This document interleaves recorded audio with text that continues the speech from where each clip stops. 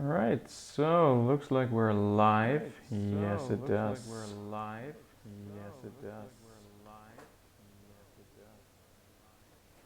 Gotta turn down my own YouTube volume.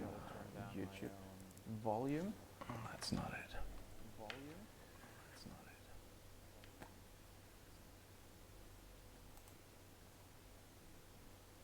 This is off.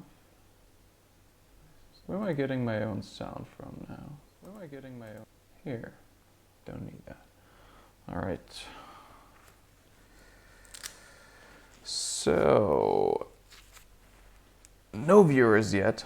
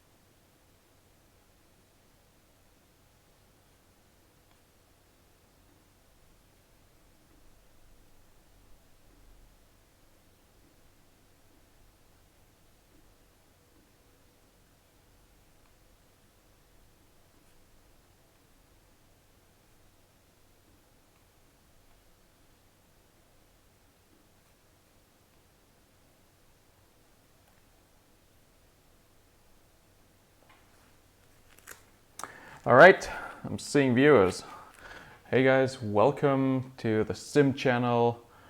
Let me get straight into the game. I should be able to read your chat as well. So, I haven't done any laps so far in this tire model. I just got back from my vacation. I just checked that the wheel is functioning in game. And prior to that I installed this magnetic shifter mod. I hope you can see it in the camera.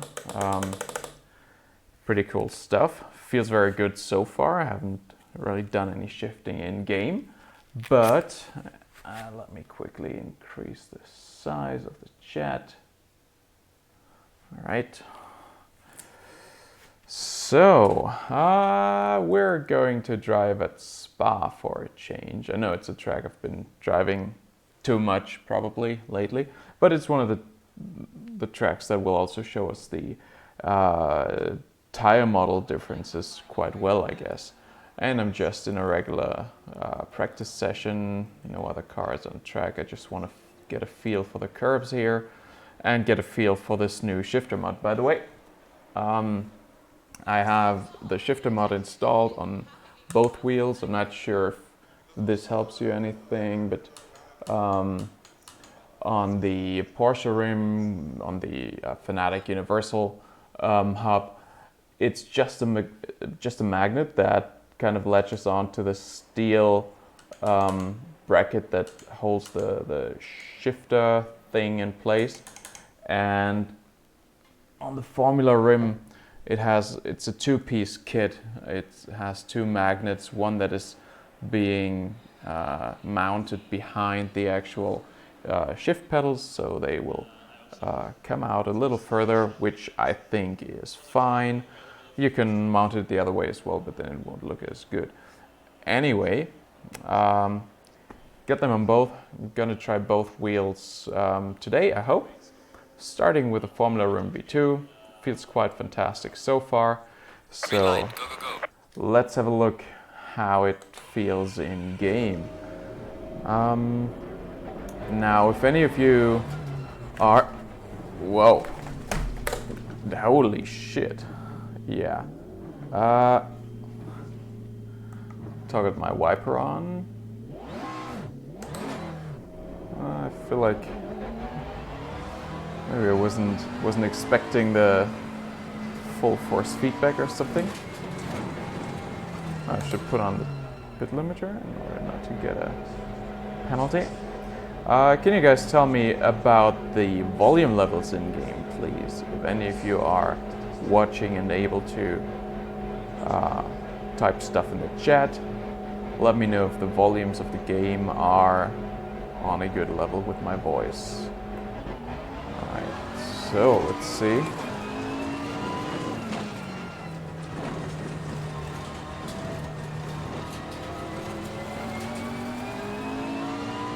Something feels a little weird right off the bat, but that could just be that last time I was in the sim, it was in that Formula 1 simulator in Stockholm. I'm not seeing enough. I have to adjust the view. Gotta sit a little higher. Maybe like this.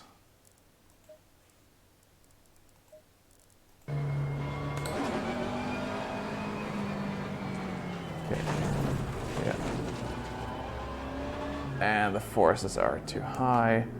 Let's quickly correct that. Let's turn it down to 70 from 100. All right. Thank you guys for the feedback about the volume levels. I see you're happy with them. I'm still sitting like a little bit too far back from the pedals. Okay. Actually from the steering wheel, not from the pedals. Now I'm sitting too close to the pedals. I should maybe set up my rig a little better at some point. Anyway, okay, for now I'm just feeling the shifters. Feel quite nice. That being said, of course, the last set of shifters I used in that Formula 1 simulator in Stockholm also were magnetic shifters. But it's honestly, it's a huge step up already from what it was before without the magnets in there. It's somehow 3D printed stuff, just a bit of plastic and a magnet in it. It doesn't change anything about the way the shifts are being registered by the hardware or the game. It's using the stock Fanatec shifter mechanism. The spring is still in place, everything is still in place. The only real difference is the mechanical addition of that magnet. And please excuse my bad driving. Getting readjusted. Also, I've been awake for 30 hours, as the title already said. I went back home 24 hours ago. I got on the train in Stockholm. Didn't sleep at all during the night. Now I'm here. Arrived here in town 9 o'clock this morning. Then had to rush to the customs office to get the shifter pedals because it's shipped from Hong Kong.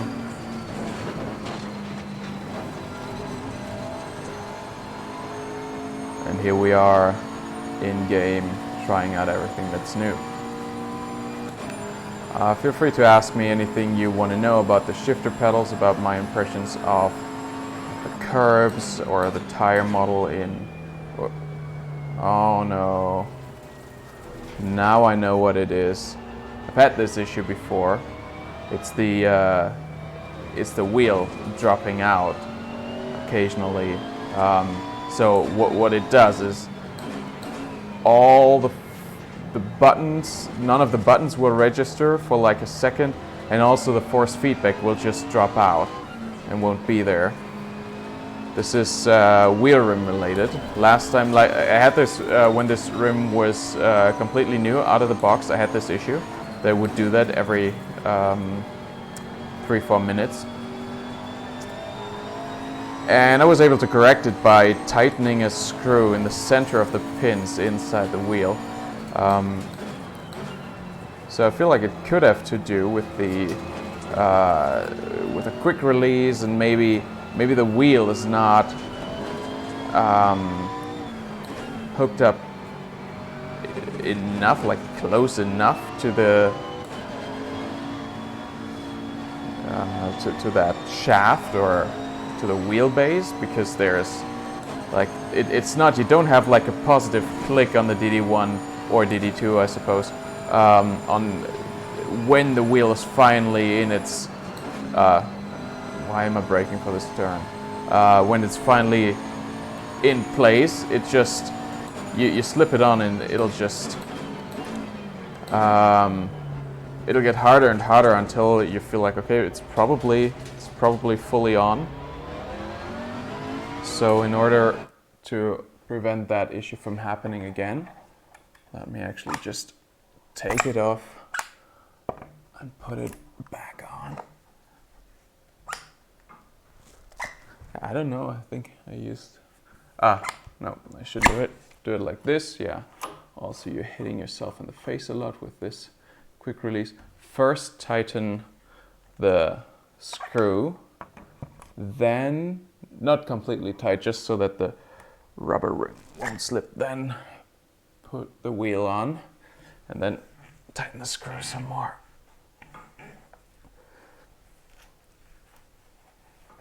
Okay, can't tighten it any further.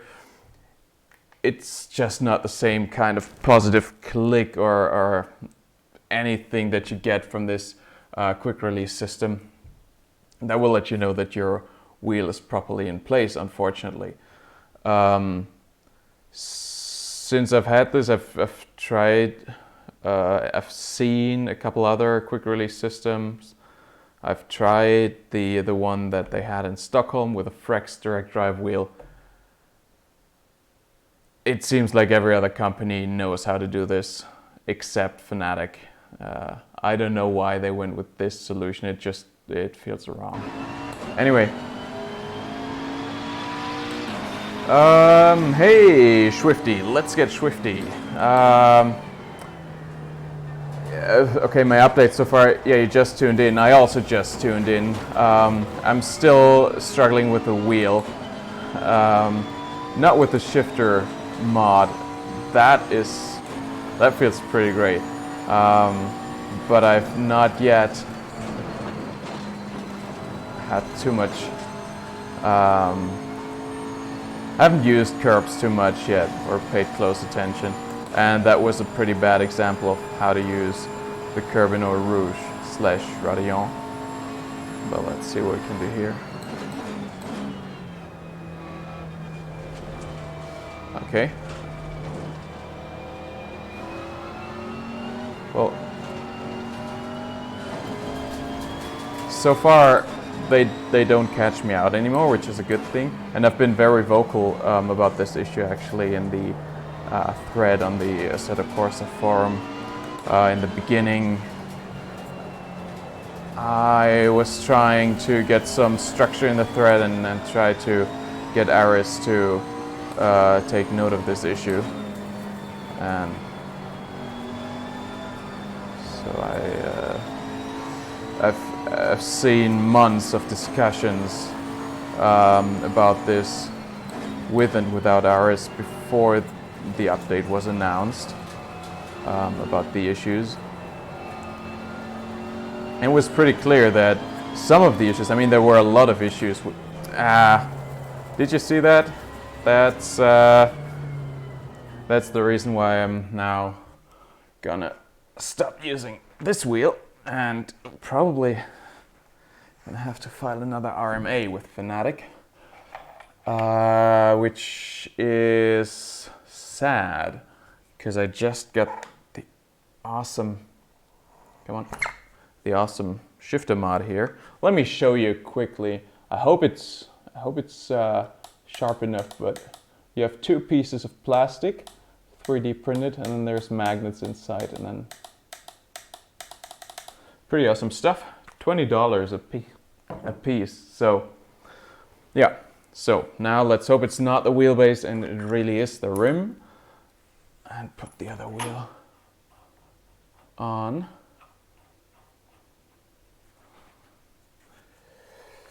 Yeah.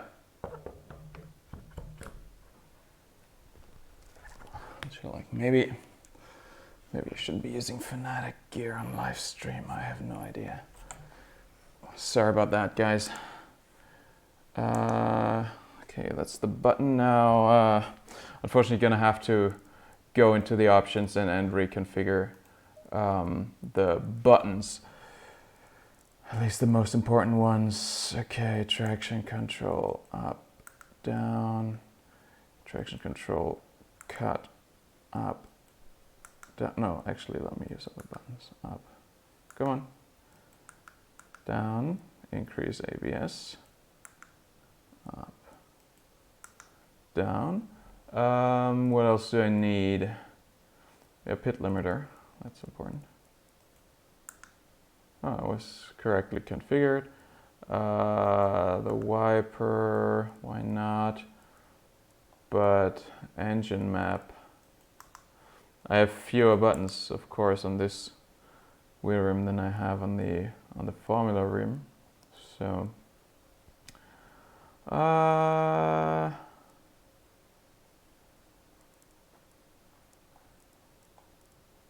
did I set? Okay, I set. Okay, engine maps is on these two. Okay, I hope it'll work.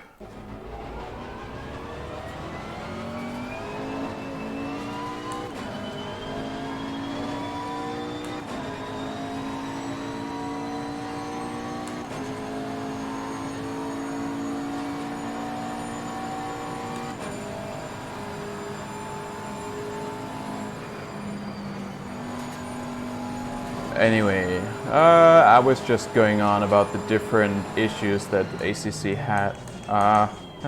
Downshift isn't configured. That's nice. I was going on about the different issues that ACC had with the tires that were sort of a continuation of things that we already saw in AC, but somehow made worse by the new, more flexible tires that now can flex in any direction. Where's downshift? Shift down. Oh god, yeah, it's not wrongly configured. The problem is the button is constantly pressed, and what I need to do is give it a little more room with the shifters. So sorry about another delay, but can't drive without the shifter. And I want to say this is at least partially Fanatec's fault, not mine. Come on, what am I doing wrong now? Give me my wheel back. Ah, there we go. So, okay, what I suspected from listening to it is that since the magnetic shifter pad here, it's pushing down on the shift paddle a little bit, and actually it does so beyond the click point where it registers the click, so it's constantly being pushed down. And the way to salvage this issue is to loosen up the screws or take it off completely. We'll see. I think loosening them up will probably, hopefully, suffice. And then loosen up the screws here that keep the pedal thing in place, so that I can then hopefully push it up a little and make sure it's not pressing down on the button by default. No, I have to push it down that way.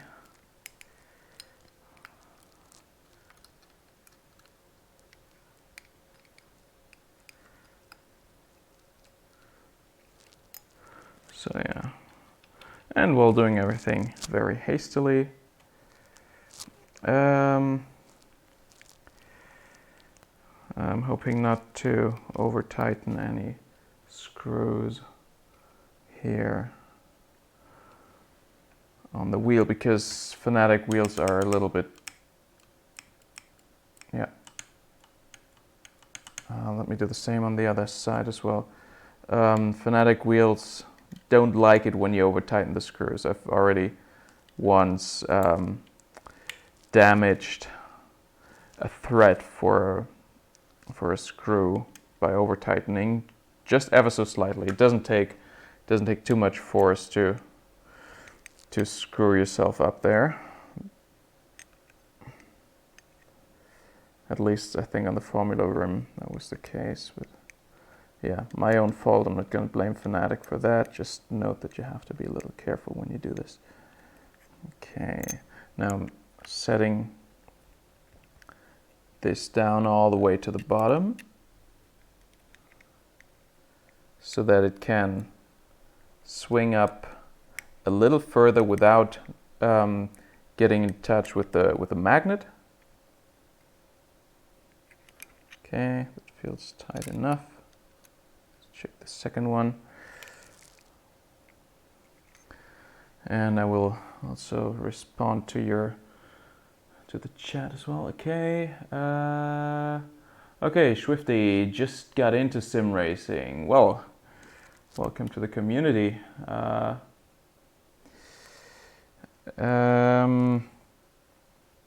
Yeah, I will talk a little more about the ACC tire model in a bit. CSL Elite wheelbase, McLaren GT3 wheel. Okay, yeah, glad your wheel fixed itself. It's a very nice starter setup. Am I using the default settings for the DD1? KJV asks. Depends on what you mean by default. I don't know if I'm using the exact settings that are recommended for ACC. The things that I will always set up myself is the force feedback strength, is the natural damper and the natural friction. I like to go with a rather low setting for natural damper and a higher setting for natural friction. I think I have the damper on 10 and the friction on 20. Okay, let's...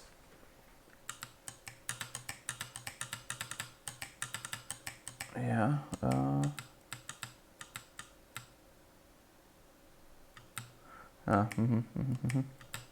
Now I put it a little too far down apparently, so the right one won't really get into contact with a magnet at all. But I want to get on with the racing for now, so screw that. Screw is a word that I'm probably allowed to say without being demonetized, right? Because I'm just talking about tools and stuff, not about any physical activity.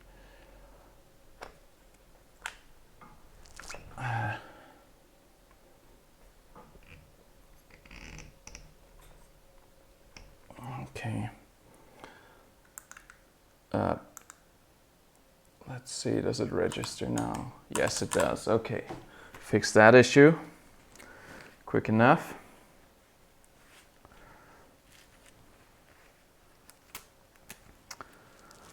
FFB clipping. Yeah, well, I can talk about that, but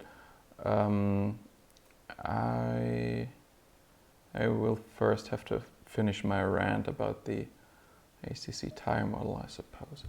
Okay, let's just drive on. Wheel still functions. Shifting down.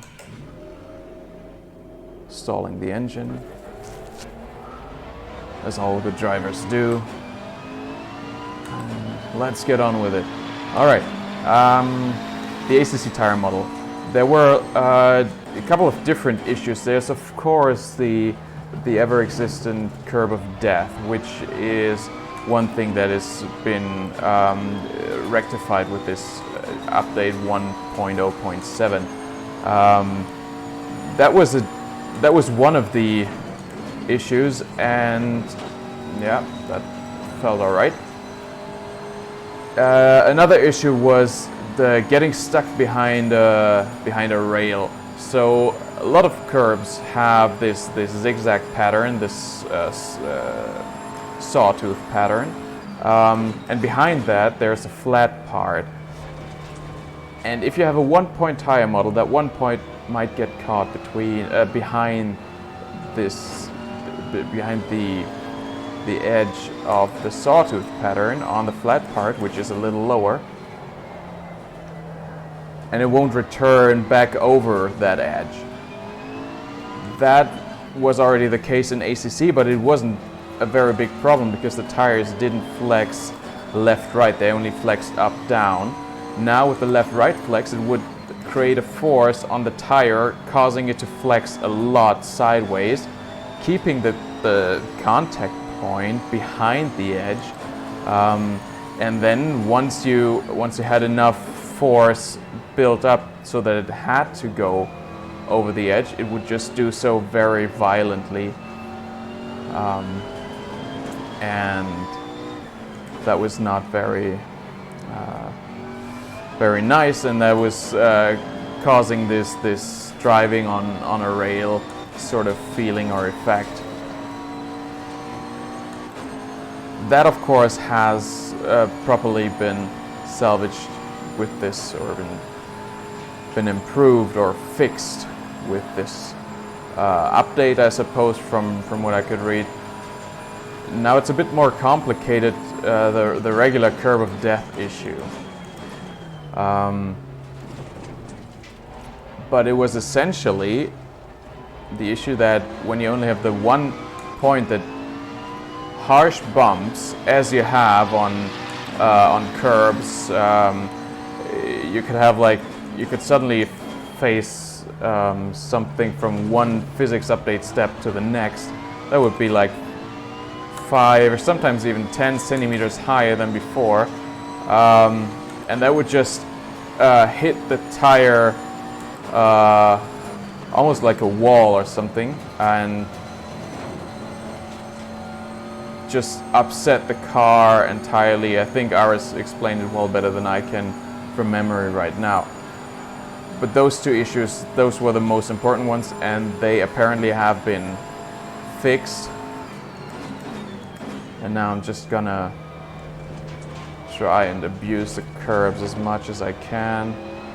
Try if I can still reproduce any of the issues that we've had before.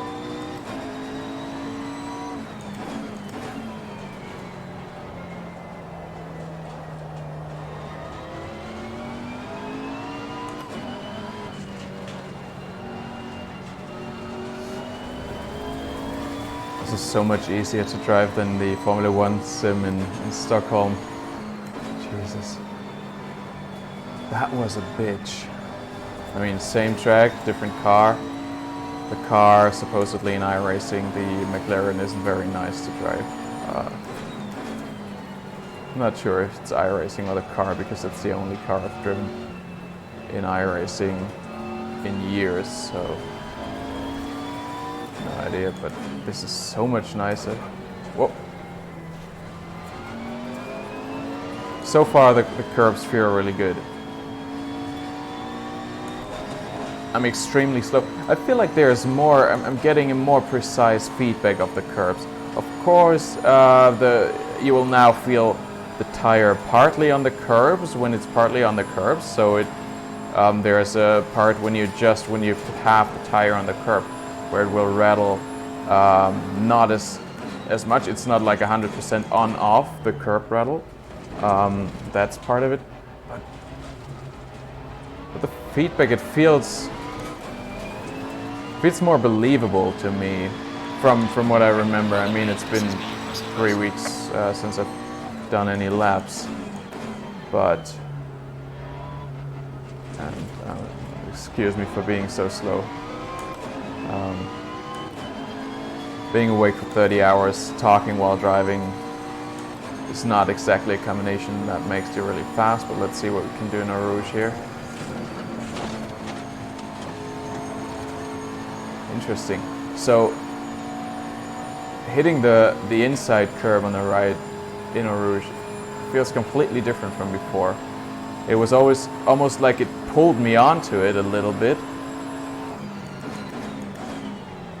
but not in a way that would upset the car. It would just come over here, stay here, and now go again. But This is so nice. I wish they could implement this for AC, like in a final update, because that would get rid of so many issues.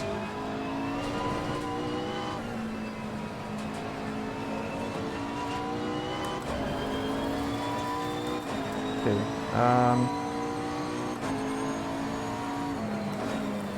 Okay, Shrifty, I can't read your message in full right now because I would just wreck the car. Essentially, how you want to set up the wheel or the force feedback is go low in game and go high in the wheelbase, because well, at least for a direct drive wheel. When I was still doing when I was still using my T500, the belt-driven Thrustmaster, it didn't seem to affect things that much, but with this direct drive wheel I can easily get it to clip at very low steering forces, because it's the game that is clipping and not the wheel. So the game will clip the output for the wheel, and if you turn the wheel will then just multiply a factor with whatever comes in terms of force feedback from the game. So if the game clips it, and then you have a wheel force feedback of 50%, you will not get rid of the clipping because the signal is already clipped as it gets to the wheel, but the wheel will divide the signal strength by half before it gives it to the hardware. So the ideal thing is to set the game force feedback low enough so that you will never get into any clipping, and then set the hardware up to maximum, or whatever value you like. But generally it's a good idea to start at 100% force feedback on the wheel and just set it in game, especially when you're using a non-direct drive wheelbase. You don't run into any risk of hurting yourself or anything.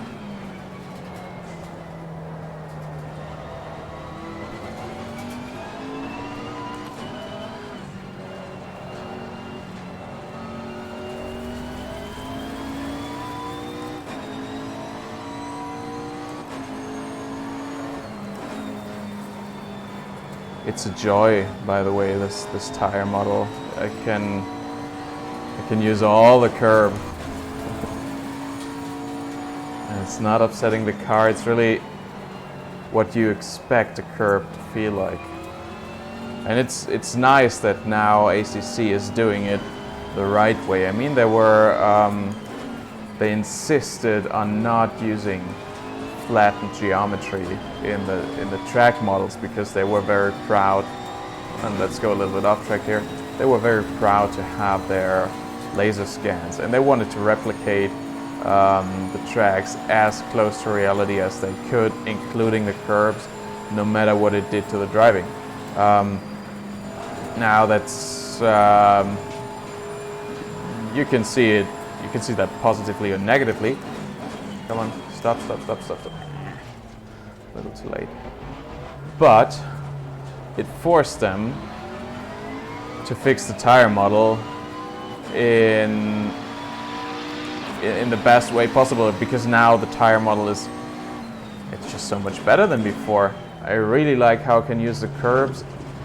I'm not sure what else changed, but overall it just feels really natural. Or well, I shouldn't say I don't know what else changed. I know what changed in the tire model. I don't know what I would expect from that on the tarmac necessarily. But everything just feels natural now. It feels I'm immediately at home in this sim. That's a very nice thing to see. I should really spend the corners talking and the straights reading your questions, because I'm seeing that you're chatting. I just don't dare to look there while I'm approaching a corner.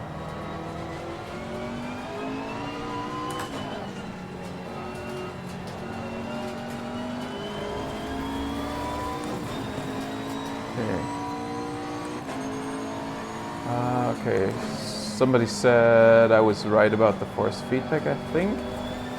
Thank you for the confirmation. Memorious.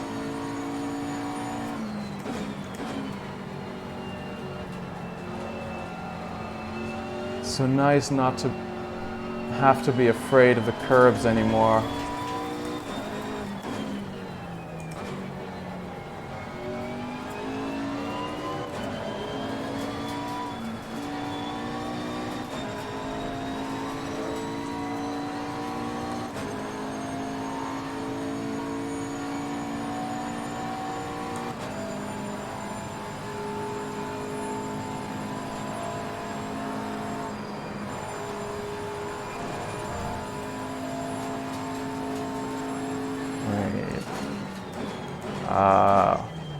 Lena, that's new to me. You say AC had the 5-point tire model a long time ago? Yeah, and you're right. I was going to comment on RF2 as well, because RF2 is a sim that had a complete tire patch model, as you say, 8x8. For a long time now. It's one of the things that I guess makes RF2 stand out from the other sims. It's probably the reason why many think it's one of the best or the best physics sim. I tend to agree that maybe the underlying physics engine is the best out there, or was the best until this happened here. The problem is that, I mean, RF2 has so many problems. The quality of the cars in the game is hit and miss, unfortunately. Some are really good, some are very mediocre. And then the game has so many other issues with bad graphics performance. It's very taxing on your computer. For some reason, I always end up spending half an hour in the menus before I get my wheel and pedals to work with it. It's changing your... Oh no! No! I've now had the same issue with this wheelbase as I had with the Formula V2. Guys, how long is the Fanatec support available on chat? Because I'm now feeling like I might wanna cut this stream short a little to fix my issues with the support as quickly as possible. I mean, now with this happening also on this wheel, it's I'm a little worried that it might be the wheelbase again. I mean, I'm on my third DD1, right? And I just want to race.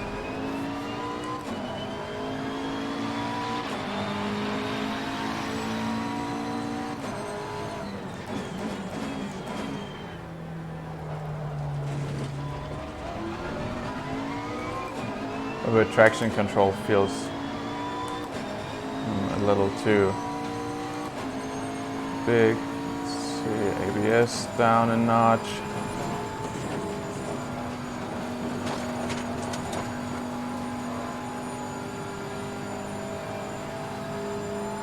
So about AMS2 catching up, I'm not so sure, because they're using the basic P-Cars 2 physics engine in a modded way, and they're going away from their original one.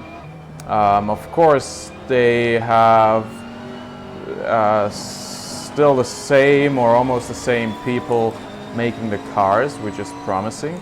And I have no doubt that AMS2 will be better than P-Cars 2, which is a game that where I share the majority of hardcore sim racer view, that it's not a very good sim or game. Sorry to any P-Cars fans out there. I just never found a car in it that I liked. Everything feels weird in P-Cars too. But this is not supposed to be a rant. So still AMS2 using the same physics engine. I'm looking forward to it. Let's say I'd like to be positively surprised.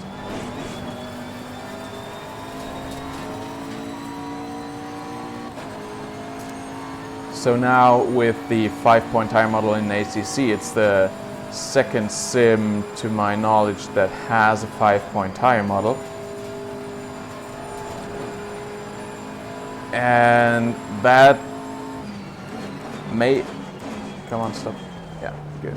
That may put it up there with RF2 in terms of quality of the physics. I think RF2 may have chassis flex as well, which I don't think ACC has, unfortunately. But then again, ACC is...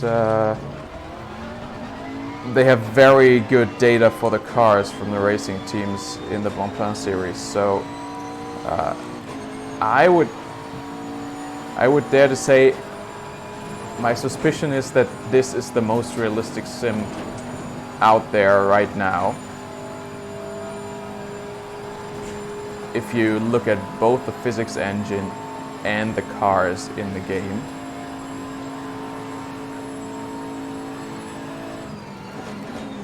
Of course, it's only one class of cars, 1.5 maybe, if you count the small Porsche in. And then I guess lots of people are expecting GT4s to appear here in a DLC. I've been looking forward to that, but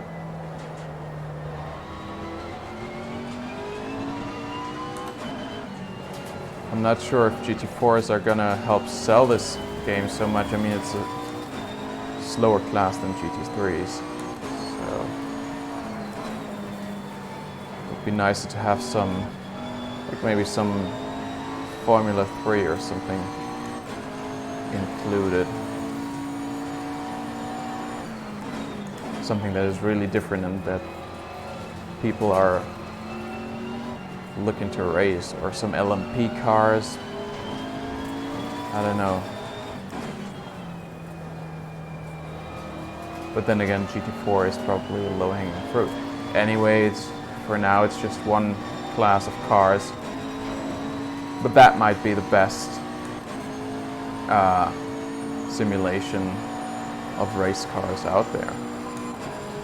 Now, iRacing, for example, I don't drive it myself, but I've seen millions of videos. Big fan of Empty Box. And as far as I know, iRacing, they flattened the geometry of the curves in order not to get any issues with the physics engine. I would suspect that they're using a 1-point tire model as well.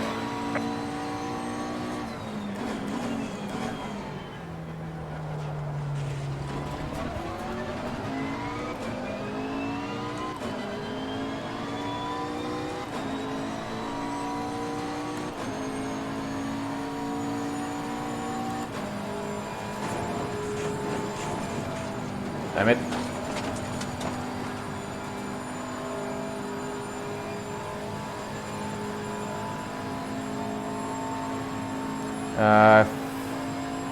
I'm getting the same issue again. Aris.drives. Is this the real Aris? Are we having a famous person in chat here?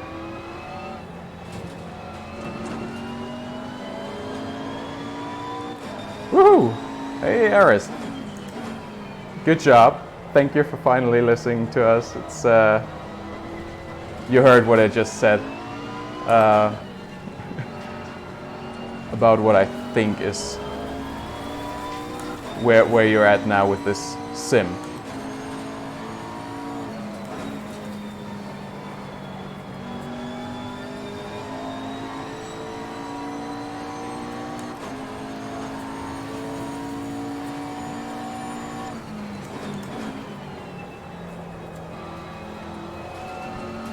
Okay, so now I should, maybe when Aris is watching, I should focus on the driving a little more and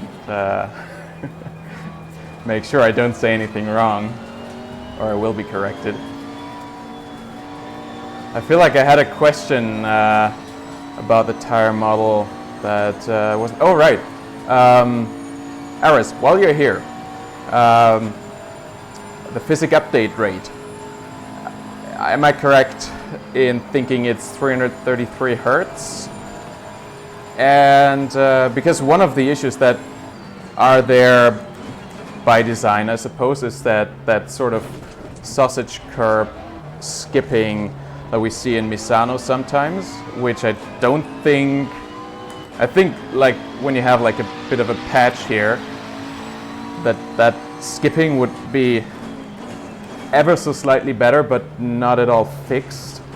And I'm not sure it's fixable at all without going crazy, 1,000 Hertz or more. All right, it's 333 Hertz. So I'm guessing this is an issue that we can't really expect to be addressed with an ACC, right? Wait for AC3, I suppose.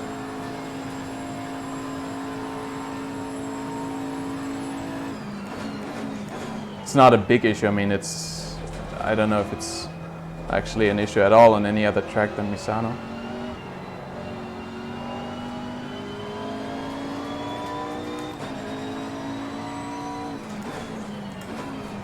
But yeah, I mean, man, with every lap, I'm liking this thing more.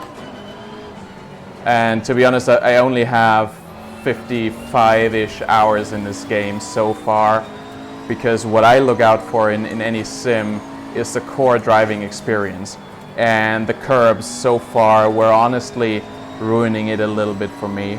And so I spend more time back in AC, some kartcraft, which I have no idea how realistic it is, but it's a hell lot of fun to drive. So I did that. But now I really see myself coming around in ACC, because this is genuinely fun.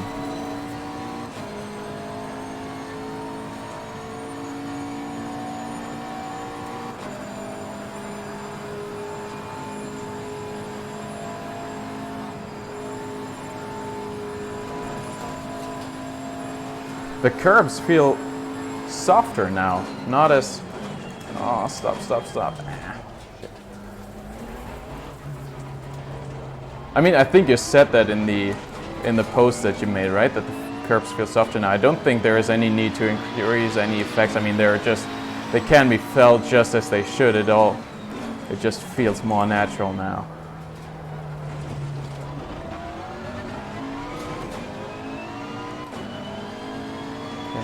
See.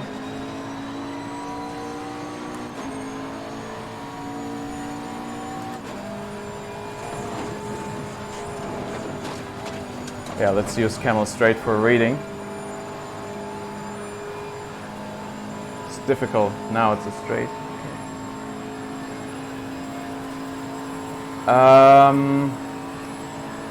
You mean yeah, I think I know that we had some nice bunny hops in previous versions, right? That was another thing that we had discussed in the thread, where some curbs would make the cars jump up like a scared cat. But that was fixed in an earlier update, to the best of my knowledge. I think that was salvaged a bit before. There was probably some ground collision stuff with the hitbox of the car, I assume, and not directly tire related. Correct me if I'm wrong. Yeah, but that double right-hander, I only remember the bunny hop or cat hop issues in that turn. Don't remember any. But is there like a sausage grip or anything that can really be skipped?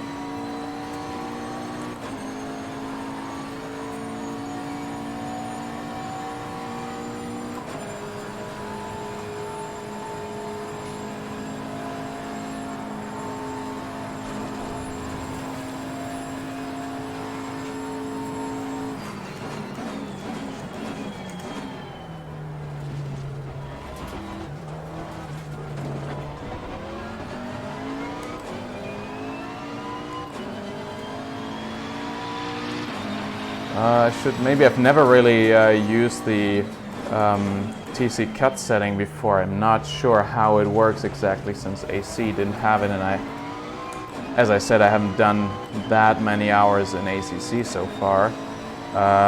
Let me think, where did I put it? Put it here? Huh. Forgot which button to press. Ooh. That was a hell lot of curb in Eau Rouge already on here.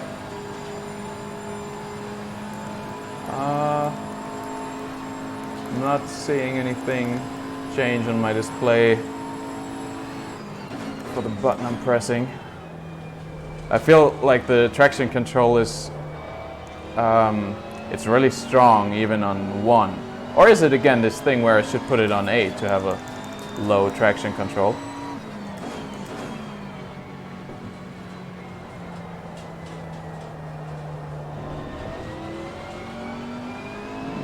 No, this Jesus. This feels weird.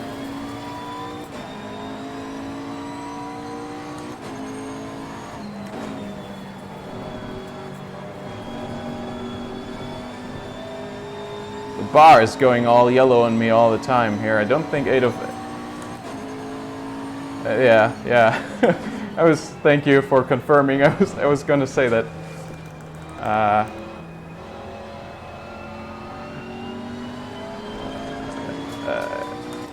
TC8 it feels too much of everything.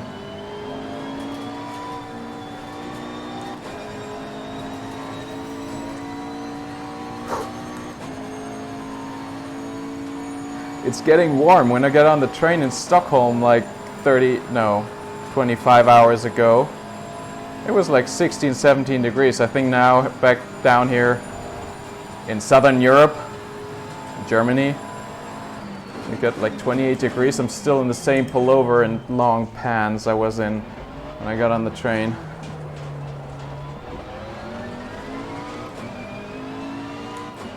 And I'm starting to sweat and it's really warm.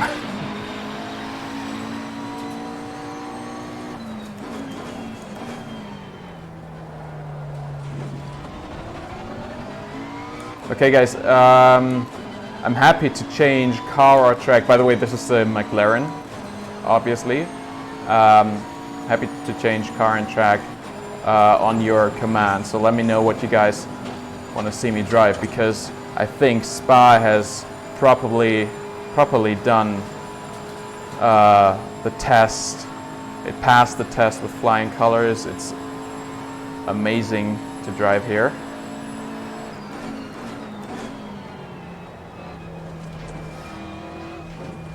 I can, like, also this, like in Lecombe, the left-hander in Lecombe, that was also, whenever I got behind the sharp and tall edge of the curbs, I was getting very careful, and now I could just run over it like nothing, like they do. That wasn't me. I don't do these things. Not a curb issue. This was all me. Like they do in reality. If you've watched the 24 hours, I mean, Aris, I think you were there, right? But to the others,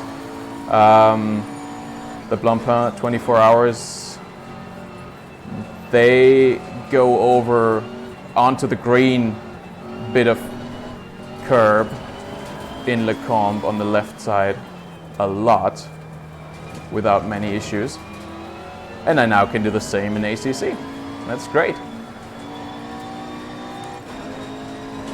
It's so nice to be able to drive confidently.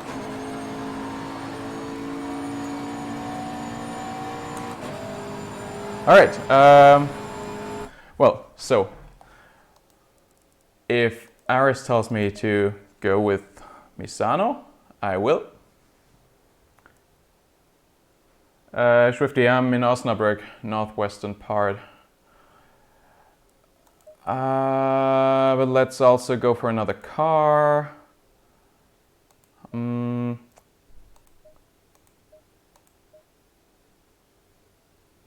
Maybe this one. Driver. I don't know either of them. Okay. If you wanted any other car, guys, you're too late. It's the Bentley now. Oh, but could someone check how long I can still get in touch with Fanatec about the wheel issues I'm having? Because I feel like I want to do that today. I hope it's like 6 in the afternoon. It would be really nice if somebody could check for me. Because right now I don't feel like holding up the stream for long. Green light, give it all you can. Yeah, start the car. Wait, oh, damn it, I didn't mean to have that button assigned here. Wait, okay. No. View settings. What?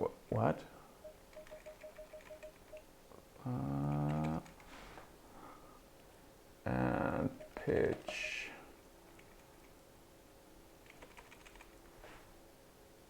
Does that work right? Okay, I think it does. Let's see. Wait. I have a black bar across the screen. What's that? Is that part of the car?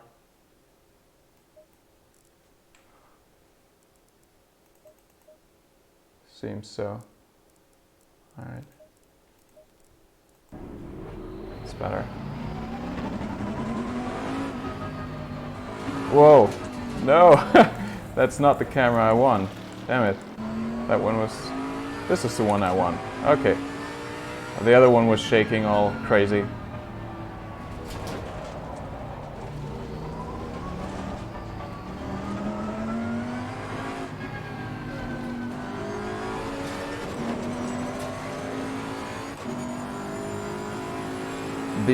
These curbs are so much softer now. I mean, it's probably in part also the car because it's a Bentley. It's built for comfort, right? Couldn't really feel that one at all. I can't see anything past the A-pillar. Okay.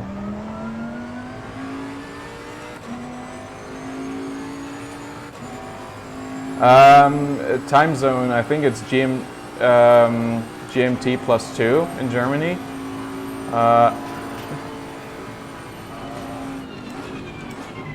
And I apologize for not knowing the track as much as I know Spa.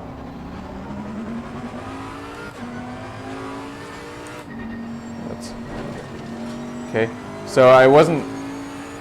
It's a bit hard to tell if you skip these things. So I feel like I'm feeling 1 out of 2 of these sausages.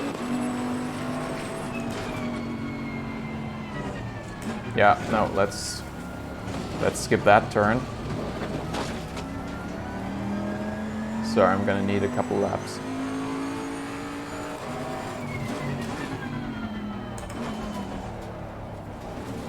I've not driven this track since the beta where it was new, I think. Yeah, I feel like I did feel the sausages there. Not as harshly as I would expect them to feel, because, I mean, they are quite tall turbs. I would say like 8 centimeters or even 10.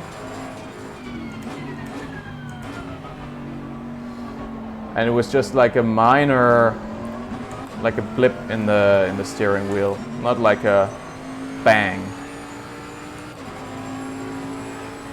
Okay, so, well, 4 o'clock is past anyway, so I don't need to worry about Fanatec then, today.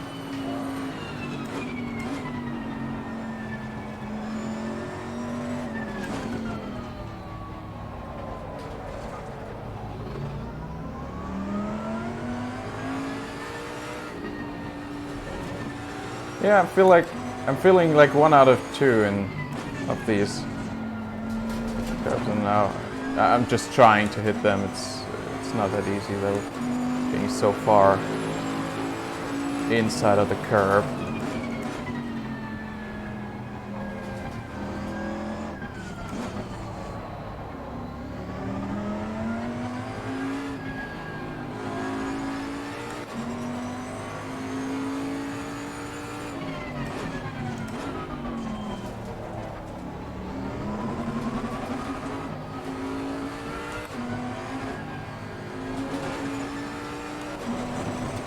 Yeah, this one hit me about as hard as I would expect them all to hit me, but none of the others did so far.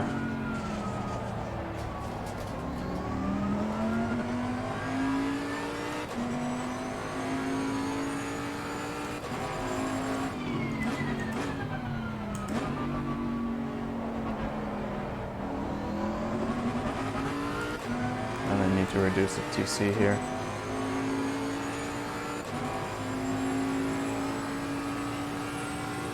Oh, okay.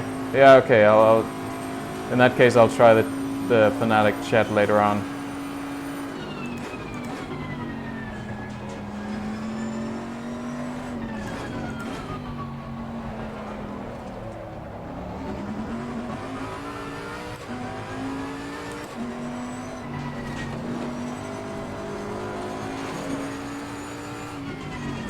Oh, it's too late.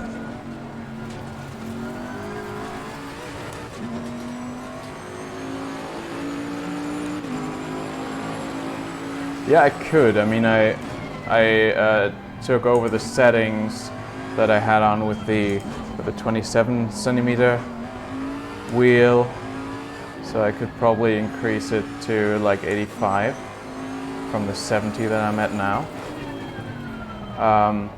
But that's still not gonna be.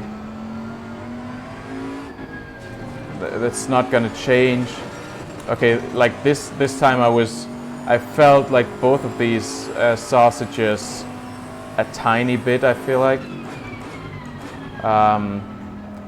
but definitely not as much as before. But I mean, this is something that I guess just makes sense. I mean, as far as I know, there is no fancy thing in the physics that would undo the skipping. So you do calculate the physics update 233 times a second, and that only gives you one bit of contact when you're going fast, maybe for half a meter or so. I would have to do the math now, which I can't in my head. But it's not like super close step to step, and so it would make sense that you can skip some. Of course, having a patch instead of a point will help you to some degree, not skipping these things, because you will cover more ground with a patch than with a point. Because with a point you need to hit it dead on to feel it at all, and with a patch can be at the edge of the patch and you will still feel it, but you may not feel it at full force. It really is. That one, again, that was pretty much full force of the sausage curve. It was more visual. I didn't really feel that in the steering wheel too much, to be honest, but that's fine, I guess. I wouldn't complain about that.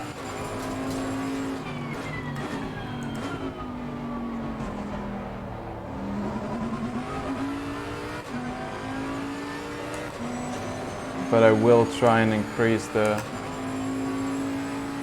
force feedback a little.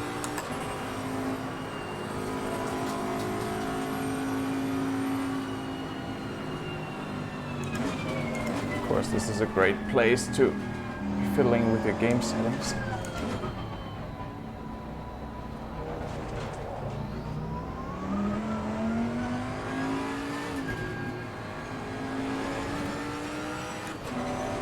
I like it better now with more force feedback. Thanks for the reminder.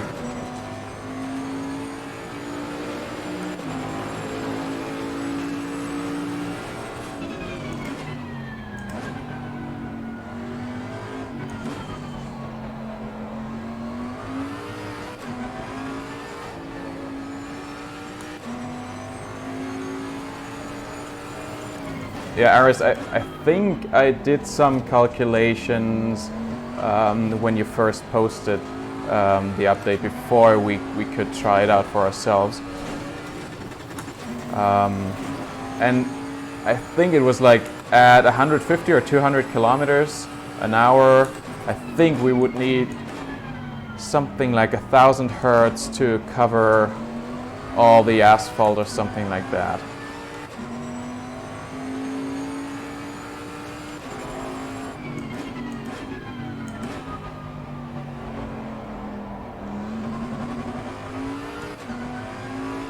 So, yeah, I mean, I think the situation is improved, but it's not completely remedied. But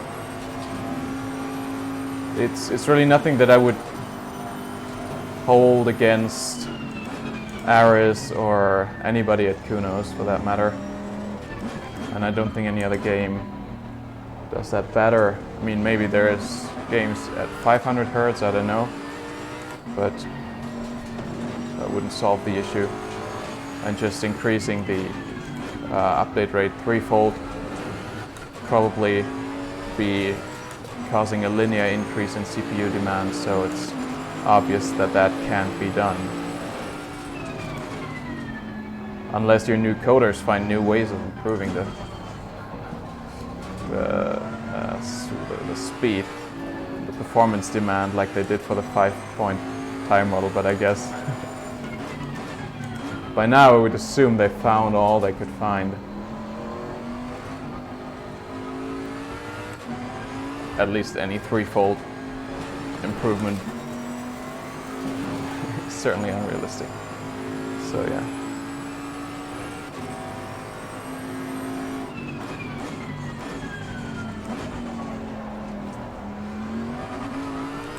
I feel like, yeah, like 1,000 hertz. I would love to try that. Even if I have to set the game to no AI or something, then. But I mean, I get how you can't really offer that to the general public because it would just confuse too many people. But I would really love to try ACC at 1,000 hertz update. I mean, I remember, Aris, you posted somewhere, maybe behind closed doors, that you did that experiment on AC back in the day, and everything was better. Hope I'm allowed to say that. And yeah, I suppose you can just do that behind closed doors to try for yourself. Yeah, I would love to be part of that.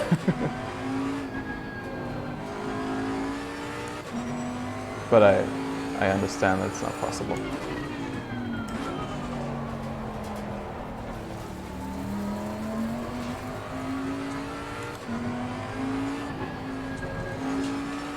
I think I want to focus on the driving for a little bit. Less talk, more drive, because I realized my past laps have just been awful. I mean, all my laps on Misano here have been.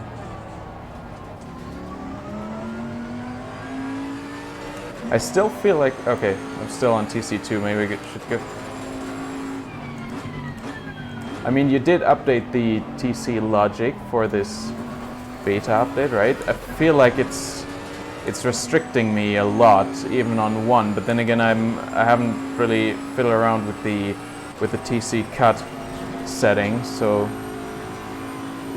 may also the reason may be in that. I don't know. I have to read up on it. Or maybe it's realistic. Unfortunately, I have no experience in these cars.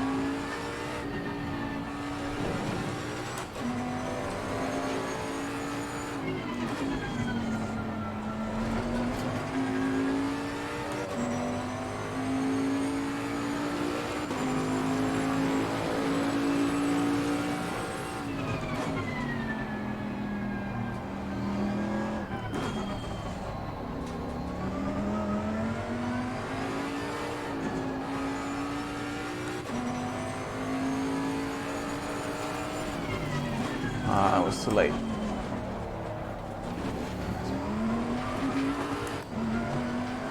But it's such a joy to drive this car, just like it was with the McLaren.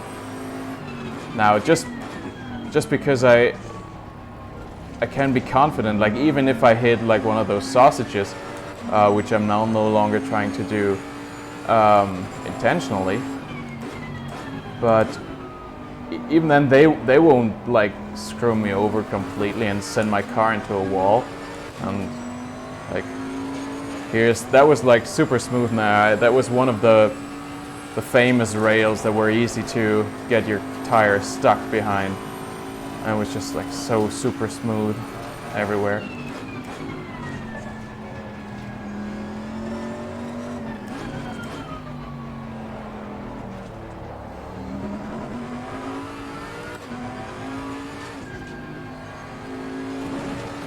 Yeah, I didn't feel a second one there.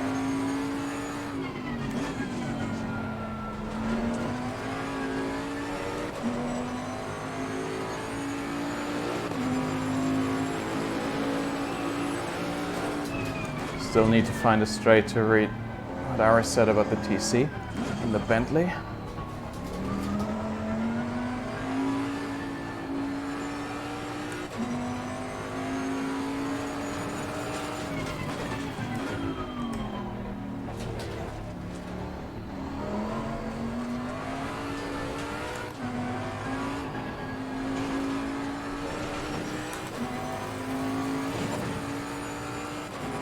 Practically still the same because of the noted problems with the car. Oh yeah, I have no idea about the problems of this car with TC in real life, so.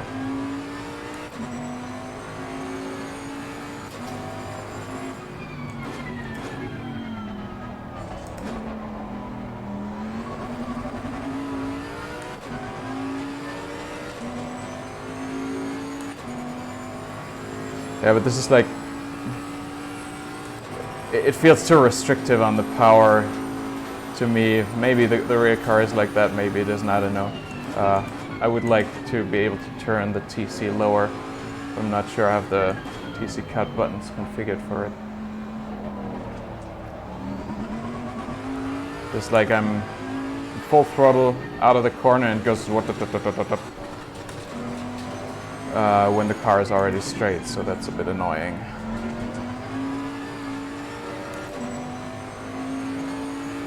You're welcome, Stephen. Have a good evening, or day, or I don't know where you're from, so it might be anything.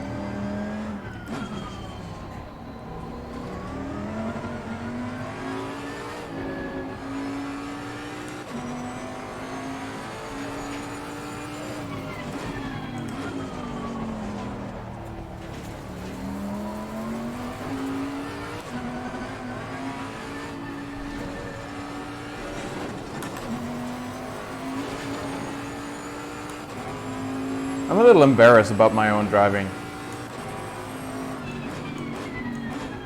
Done quite a few laps now. Should be better here.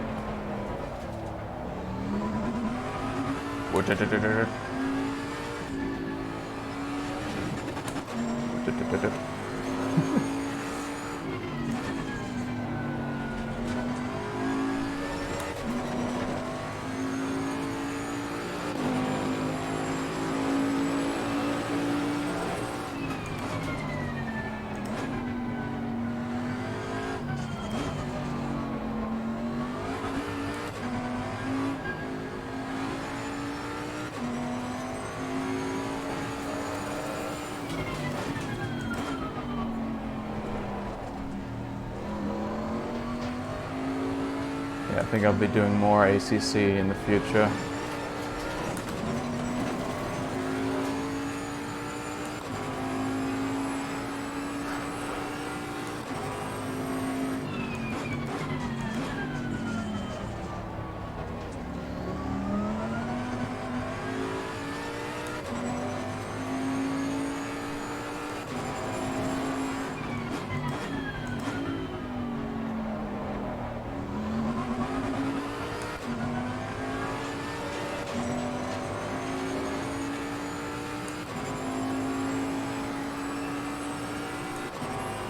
Uh, 36s, what am I doing?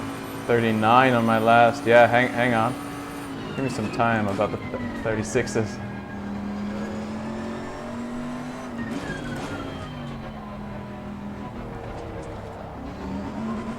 Also, maybe I would be there if the traction control didn't do what it does here. Kidding, of course.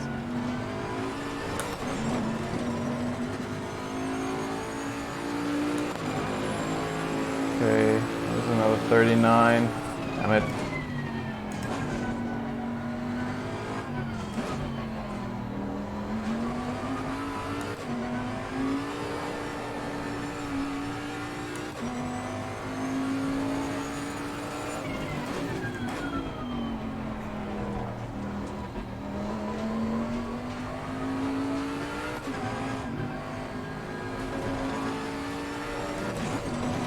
Whew.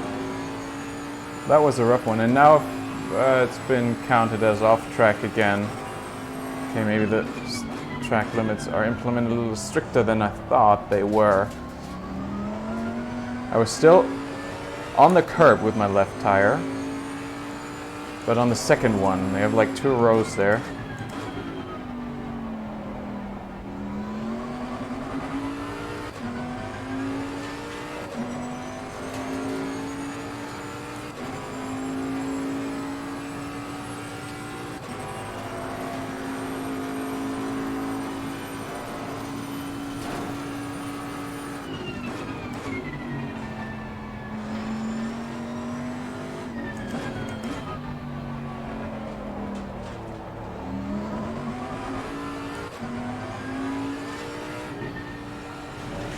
Whoa, yeah, that one hit me hard. Okay, come on guys, let's do a clean lap here, please.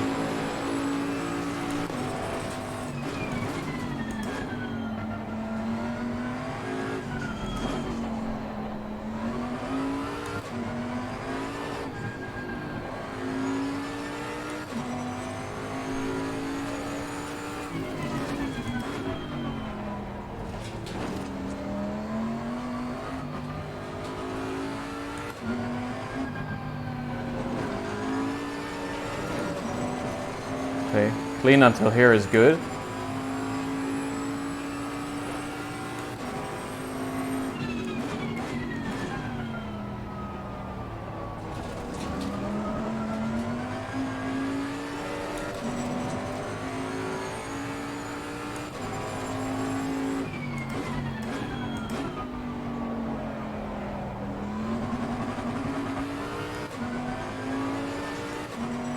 Yeah, but I really don't know the car track combo well enough to be anywhere near hotlap performance for myself, so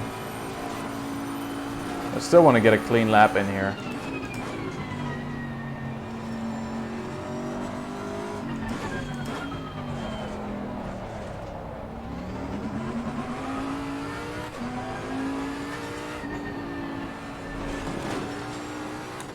Out of this lap.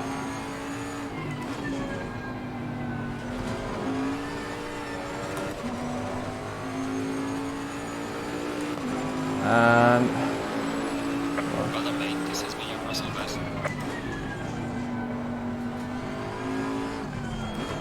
let's do that one better.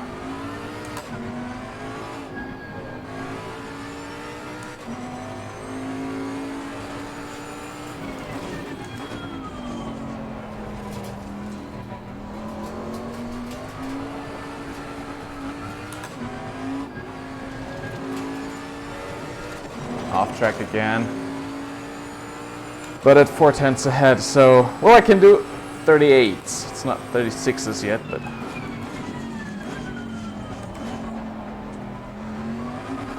it's something. Okay, I feel like I should stay in second gear in that. How about here? Position. Completely screwed my brake point. I'm still not sure which gear to use where, which is not a good sign for driving competitive times. So.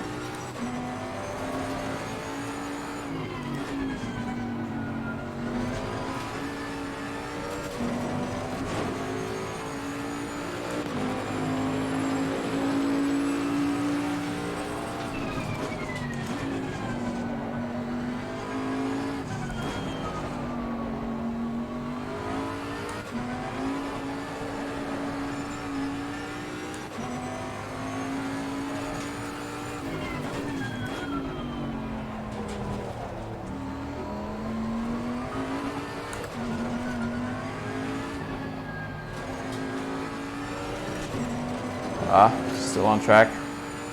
Half a second ahead. It's good.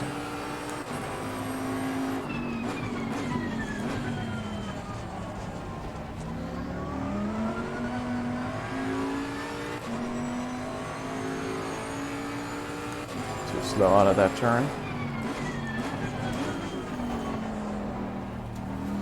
Too late on the brakes for this one again. Whew.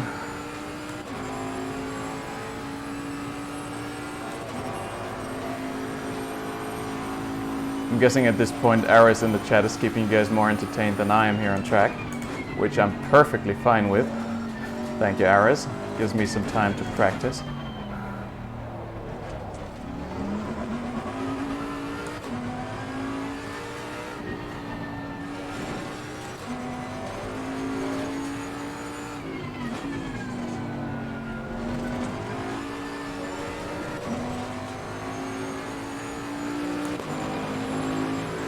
Okay, so 38.6.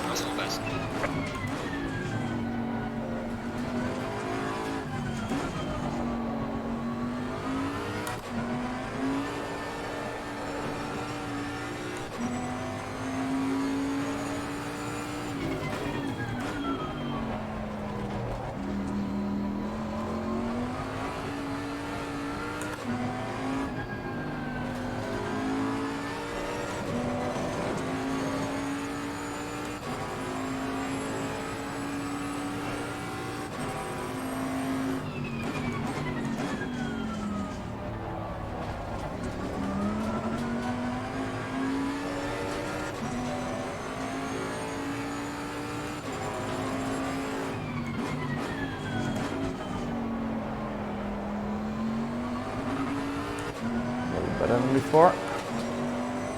Good turns. Good.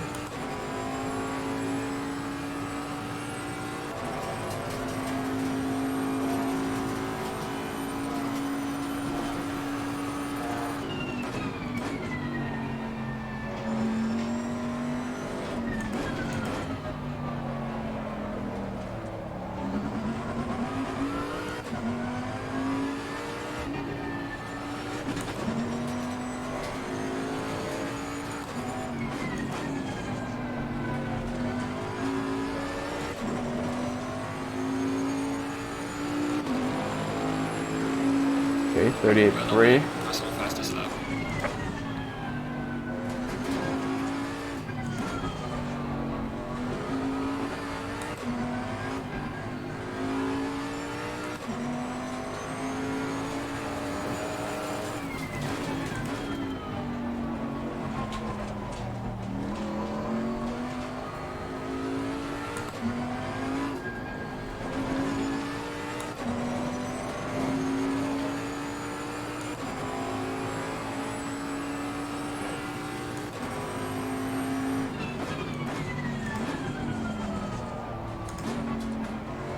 that's bad.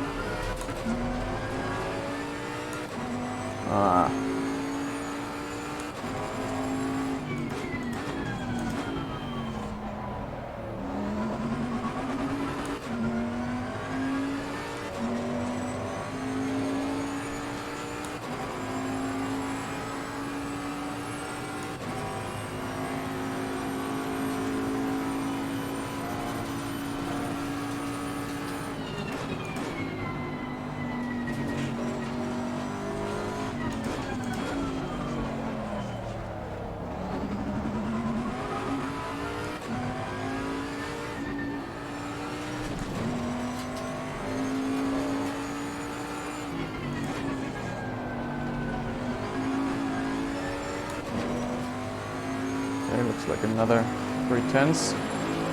Yeah, 38.0. Okay,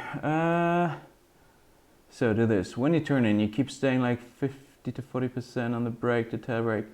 Release the brake, sooner going coasting, just coasting. Alright.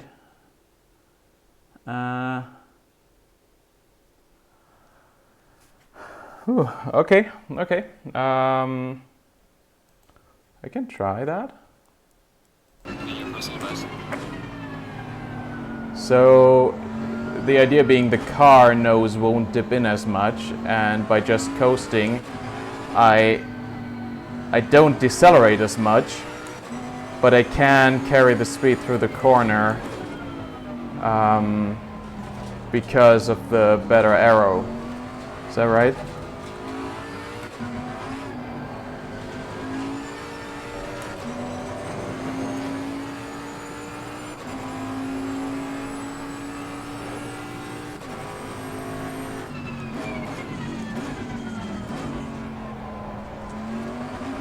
Okay, yeah.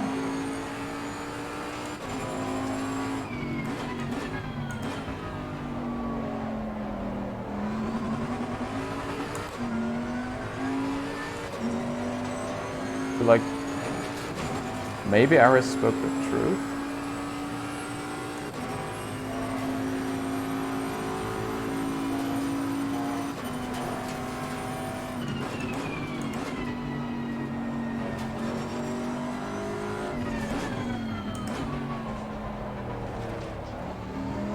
Maybe I should really be just coasting more.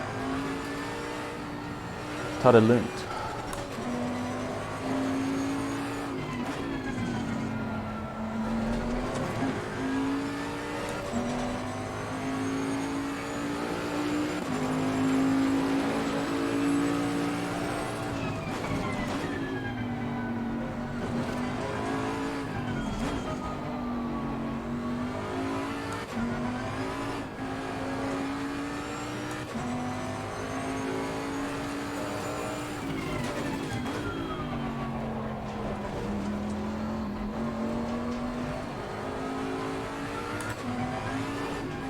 Ah, damn it.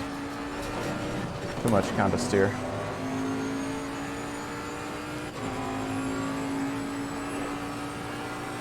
Hey Alina. Nice to see you. Yeah, I stream occasionally. Not like super much, but I just got back from my vacation and...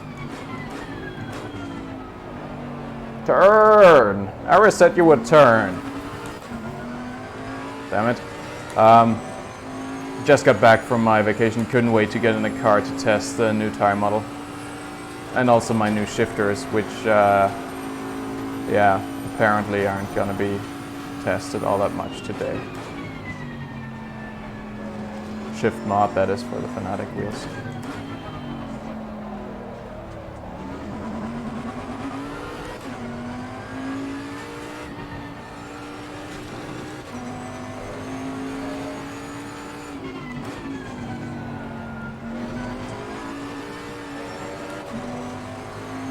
Okay, let's go.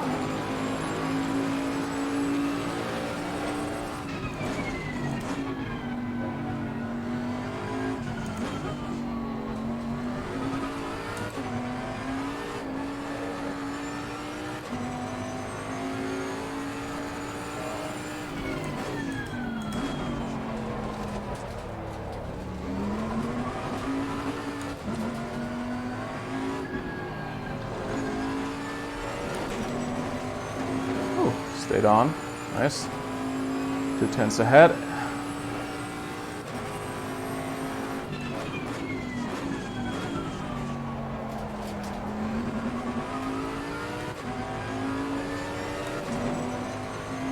Three tenths now.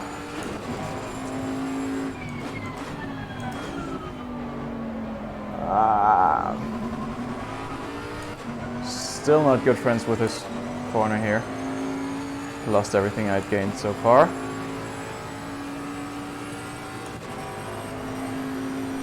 But I feel like I can brake less for this turn here. Coast more. Back on the gas earlier.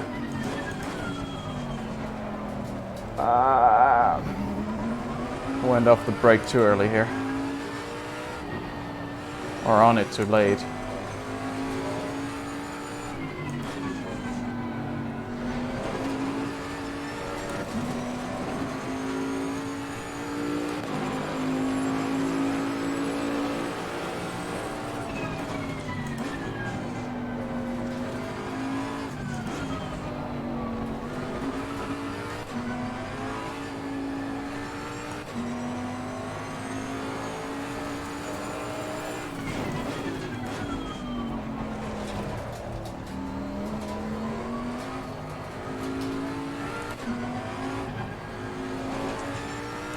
Stay on, no!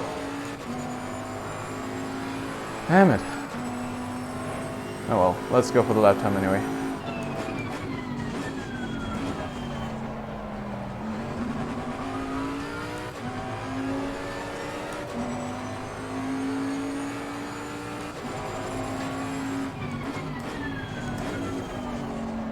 I'm on the brake too late, or I'm not braking hard enough. I'm not sure which one it is, but I gotta fix that turn.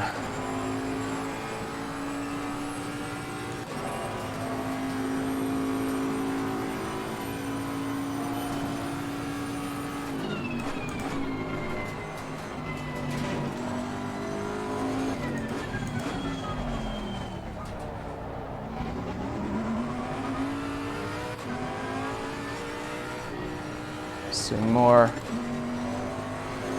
driving tips coming from Aris.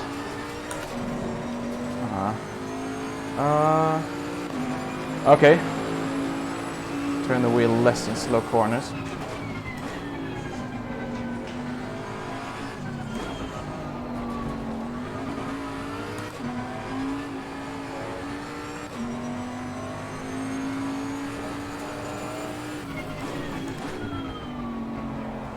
That's a bit far on the inside here.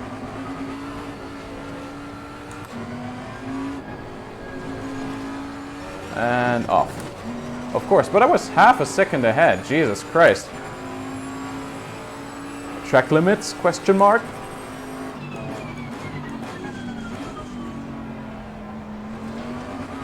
Oh, this was nice and smooth with... Hell. Gaining really fast just from that.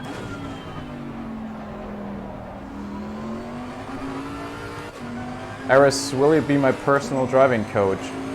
You make me so much faster. I just gotta get it together now. But like in principle, I feel like mid-37s are a possibility now. That was too early. I see that.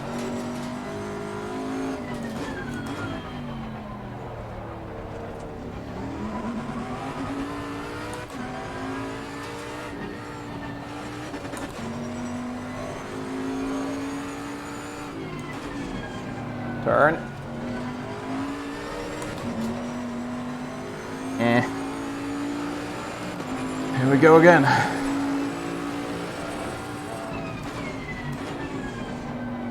Bit late.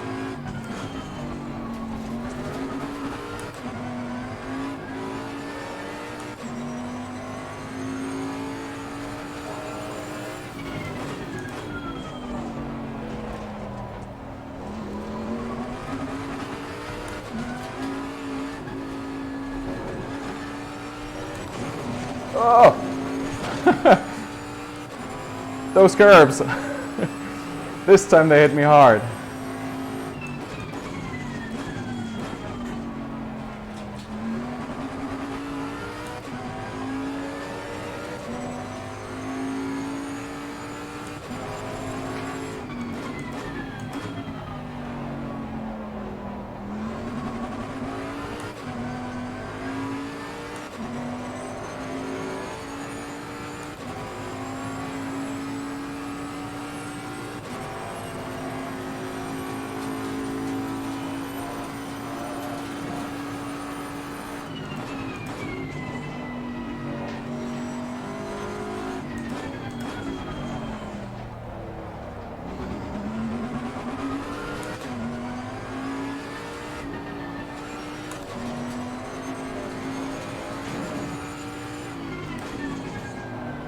Ah, missed the apex.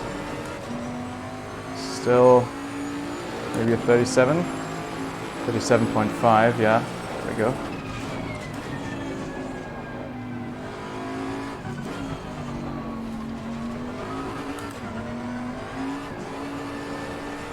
Come on, car.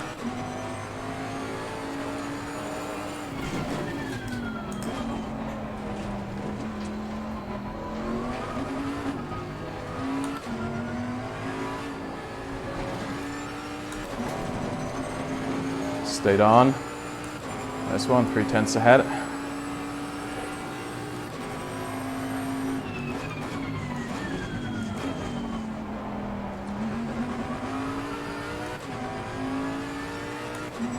Four, 5. I can do 36. I mean, not like this, but in principle.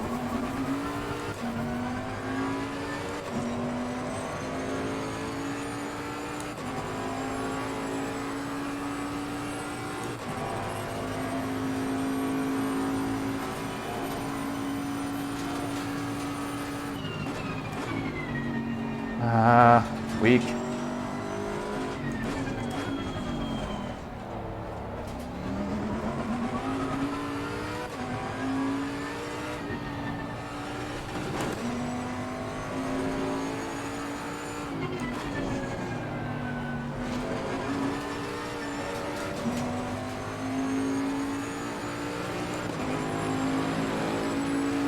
Well done, mate. The fastest lap so far.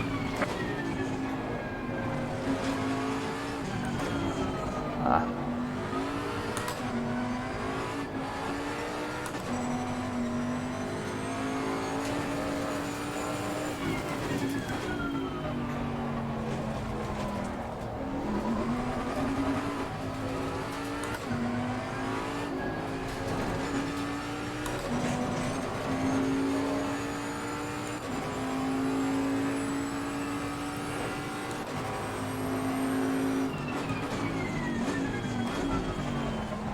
It's too late on the brakes here.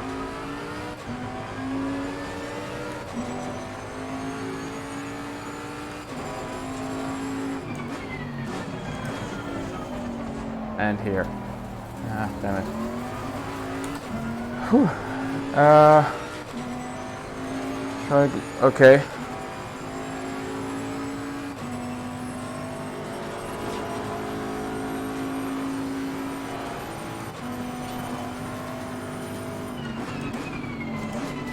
I hope that it's also like somehow enjoyable to the other viewers outside of Aris to see Aris teaching me to go faster and faster here in Misano.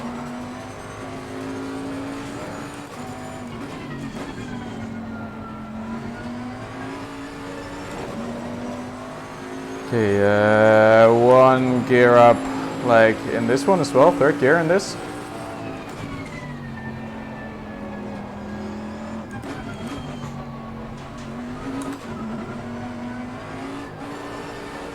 Oh, come on.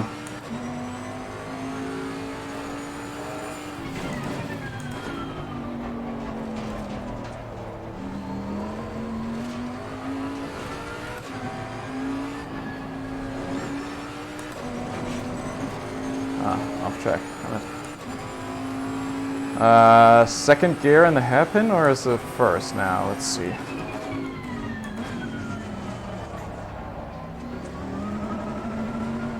Nah.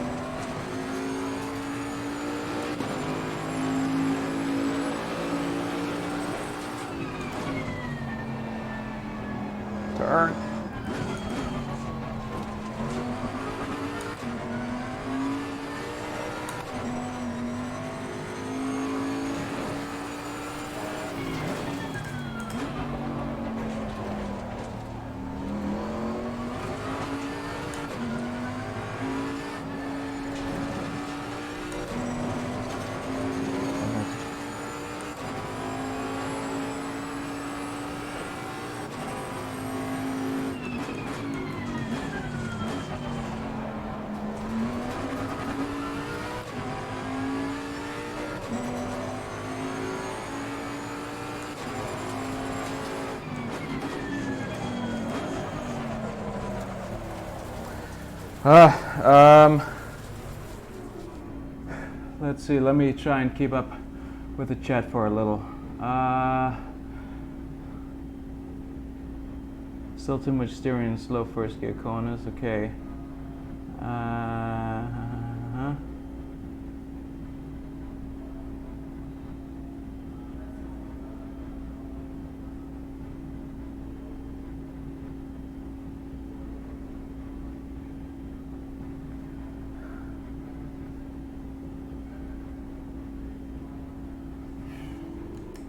Okay, let me actually go for fresh tires. I'm in practice mode, not in hotlap mode, so let's try. But I don't want to spend like too much time on this track anymore. Because I feel like I don't want to bore you guys. I mean, there's more nice tracks. I feel like the Hungaroring would be a nice next track due to, oh god, due to current events, which unfortunately I missed due to being on the train.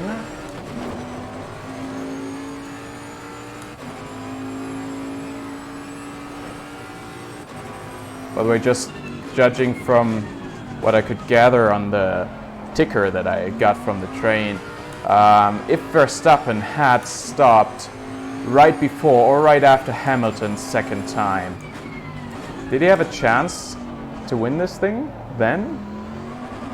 Because I feel like from the ticker, from what I saw, just in terms of lap times and gaps to I think it was Vettel or Leclerc, I think it was possible for him to win this one if they had foreseen the strategy better that Mercedes would take.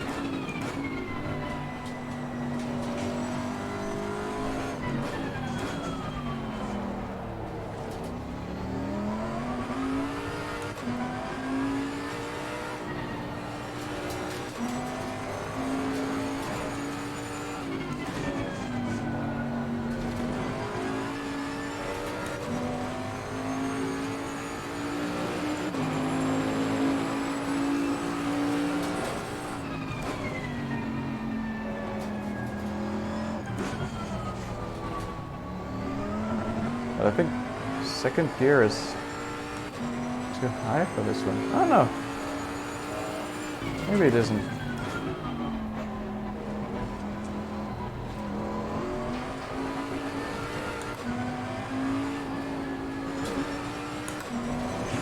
Ah! Aris, the track is bullying me. Help.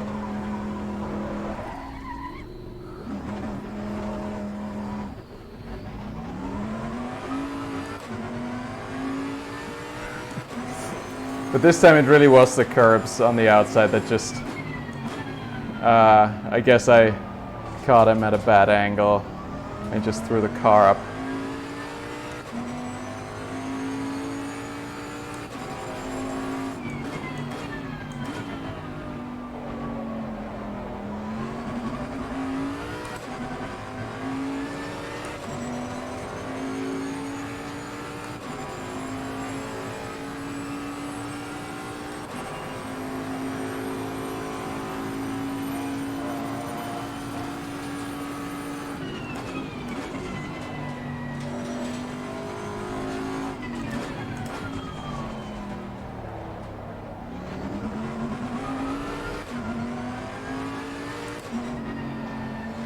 Oh, the car turns well here in third gear.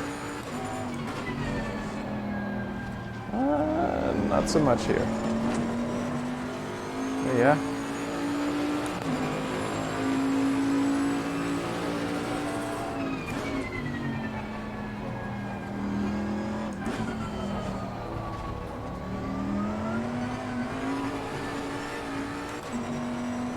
Oh. Nope.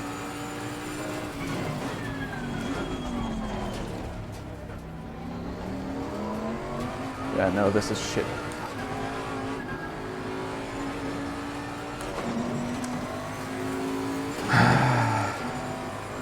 Another lap wasted. Whoa.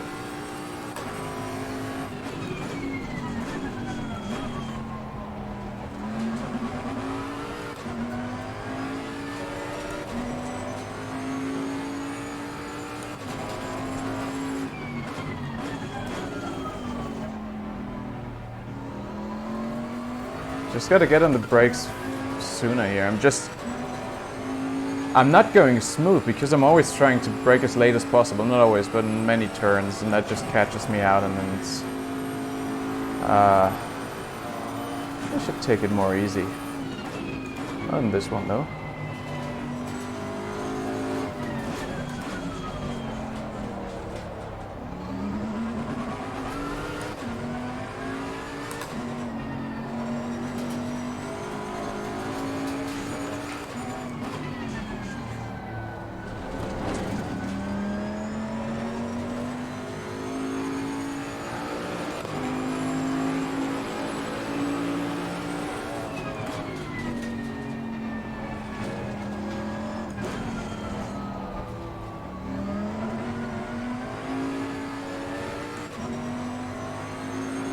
Stay on.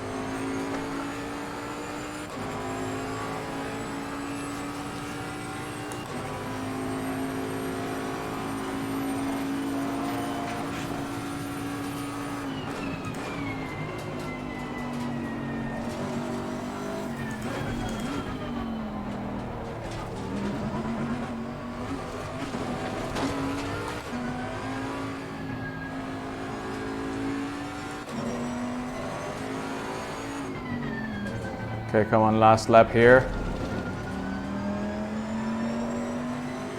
And then we're off to the Angara ring. You guys decide what car I should take, please. Ah, of course. Already screwed it up.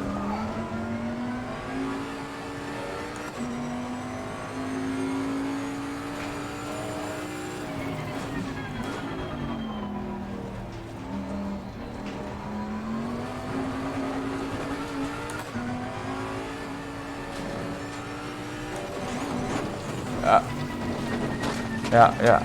Well, that does it. I think that's a good end for this session.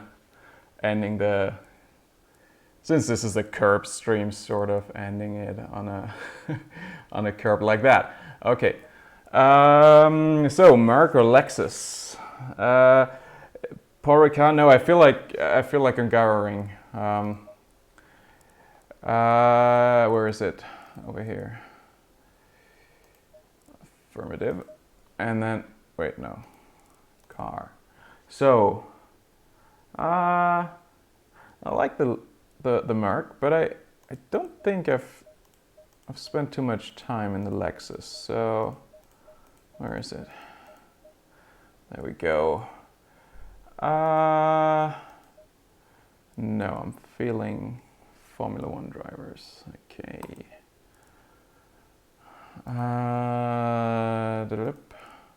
But let's go for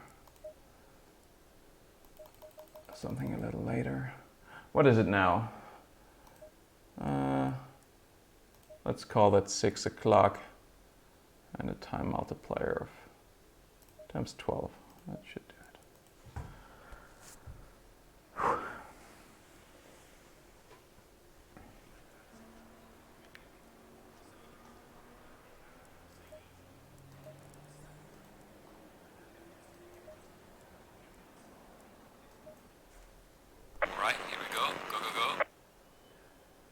Go. Yeah, well, turn on my engine then.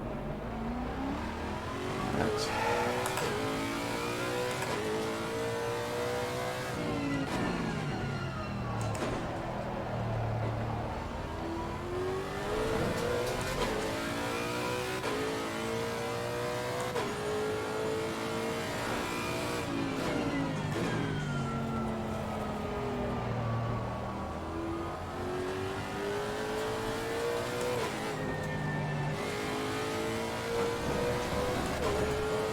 Well, this is less boat-like.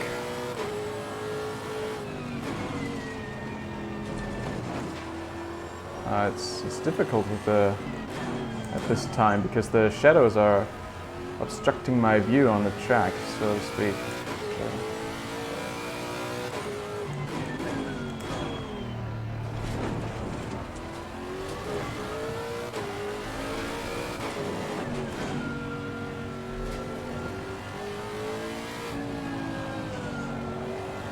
This one has lighter steering, but feels more direct. It has less of a, yeah, it has not as much of these boat-like movements in it. Feels lighter.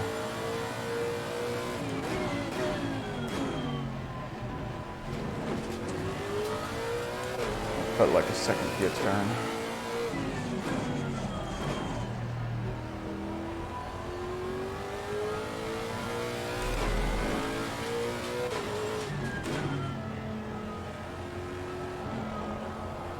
The car-to-car variations are really nice here in ACC.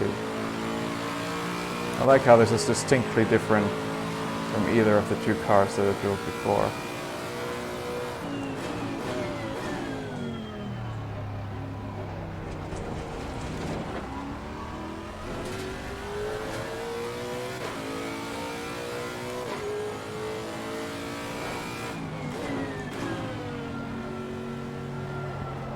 I broke too soon here.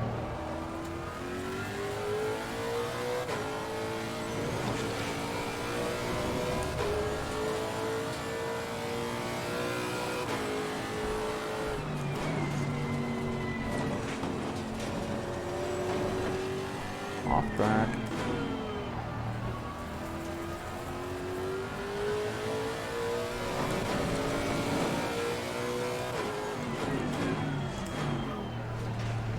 Don't know the turn number, but that long right-hander before the chicane, that feels like a curve that could easily catch you out in older ACC versions.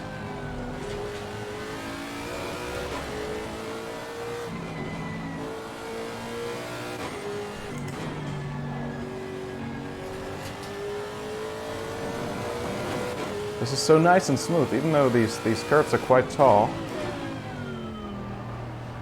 Don't mind going over them anymore.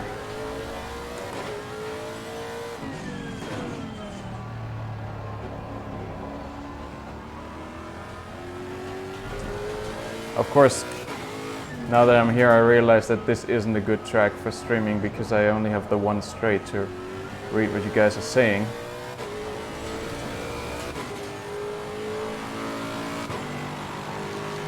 First gear only in T1.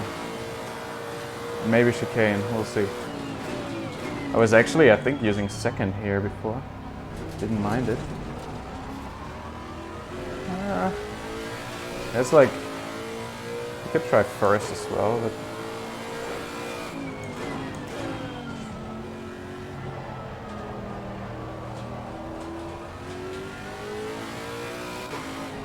nah. Late turn in and then had to lift off to still get the turn.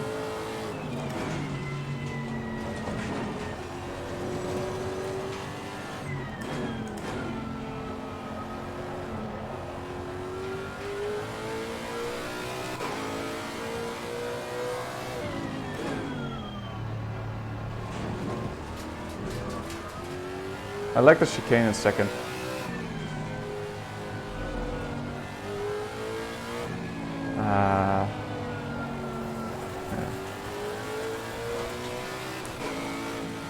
Should have looked at the brake there. Are the setups different for every track, or is it one aggressive setup per car? I feel like it should be per track, right? Because, oh, sorry, second gear here.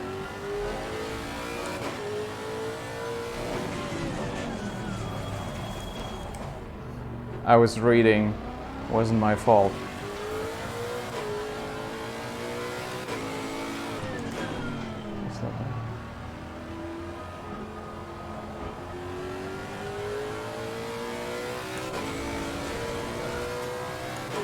Right now I'm still sort of learning the braking points and turning points, so yeah, I know that T2 should get a later apex.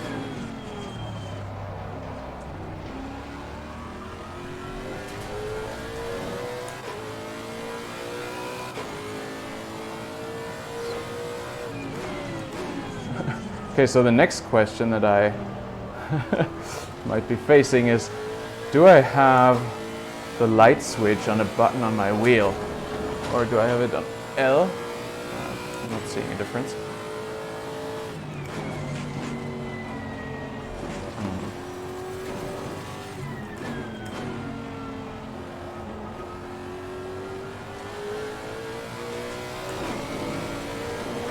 So nice to ride this curb all the way George Russell style. Even though there was a new sausage curve that he used, I think. Also.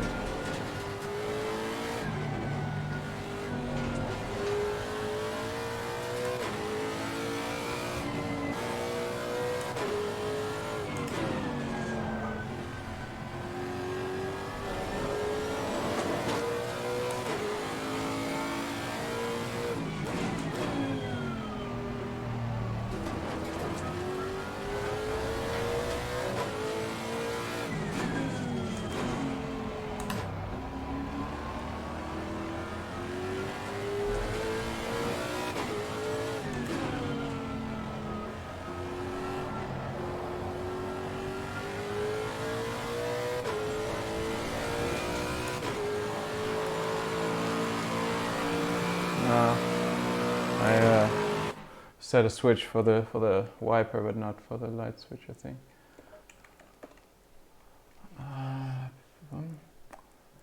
Cycle wiper pillar. Light. Cycle lights. Let's use this one. Take anything else away? Don't think so.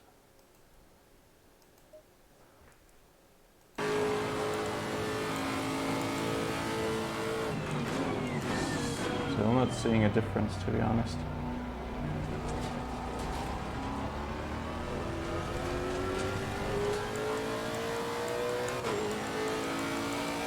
Ah, there I'm seeing a difference. Okay. So this is lights on then. Yeah, sorry. Early Apex, I know. I wasn't focused on driving yet. Now the distractions are gone. Let's see what we can do.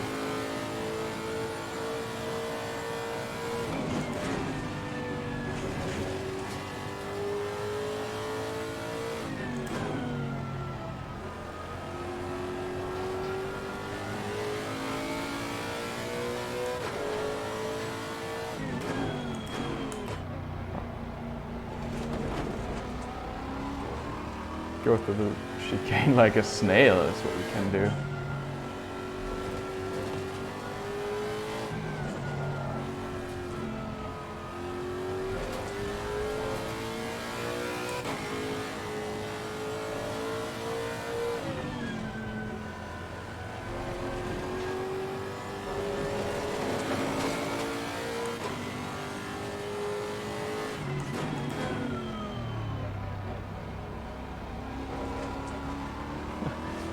I need to make another adjustment here.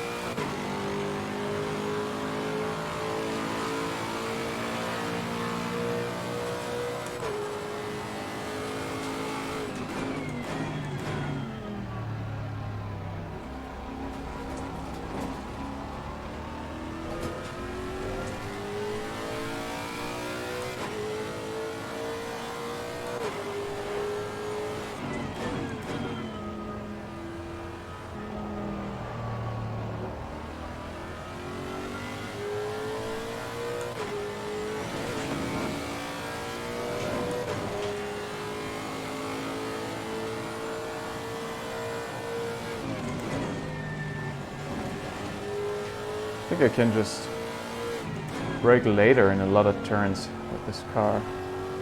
I'm currently doing.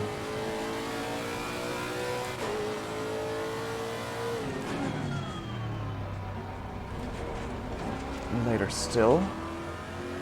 Cruise traction control a little.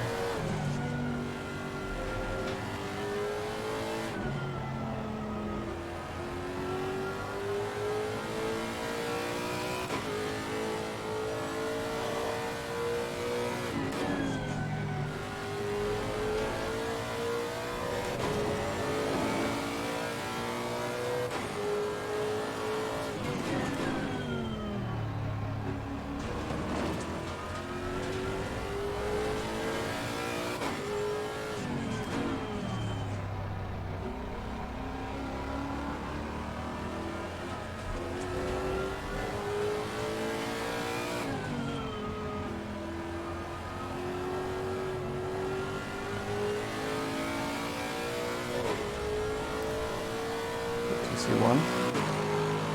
Well done, mate. That's all the best. The Porsche rim is 32 centimeters.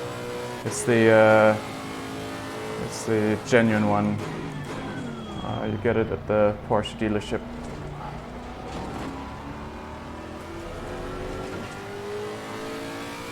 I have a video about it too on the channel if you're interested in it. Damn it, that was too soon.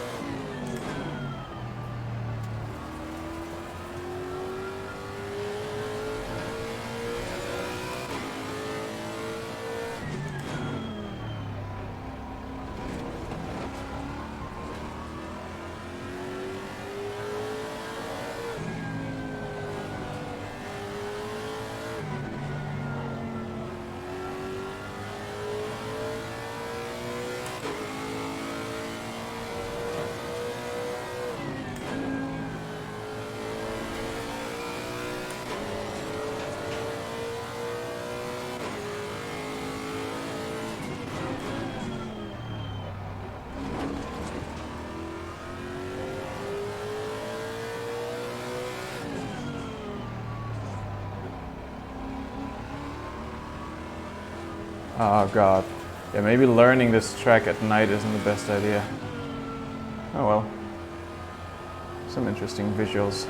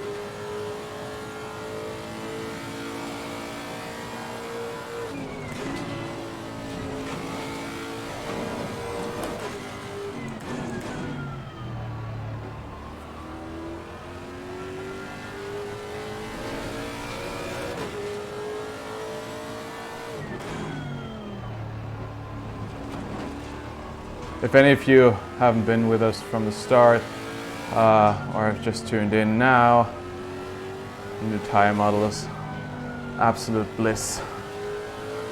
It's great. I have all the confidence I need now to go fast.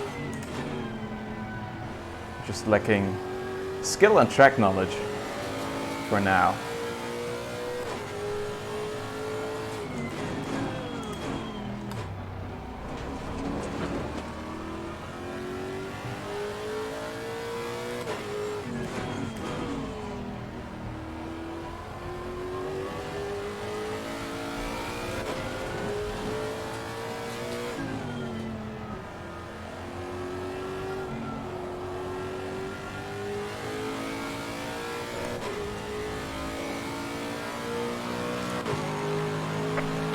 This has been your personal best.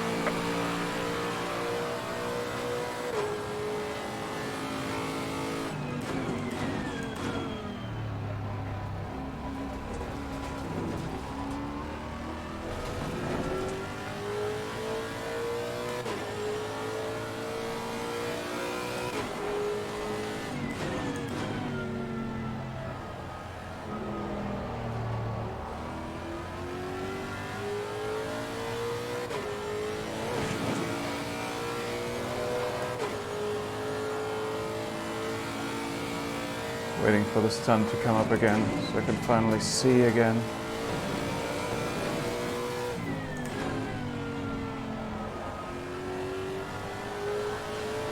It amazes me how early I can go back on the throttle in that turn.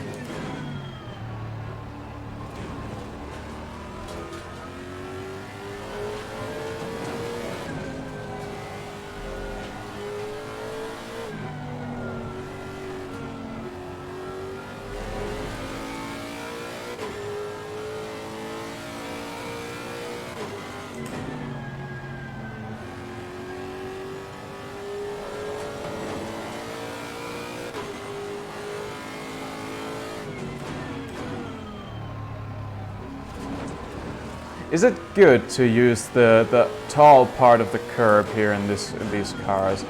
Because I feel like in turn 1, the chicane and also that right-hand turn, like 3 corners to the line, I feel like I'm not sure if I should use that or not.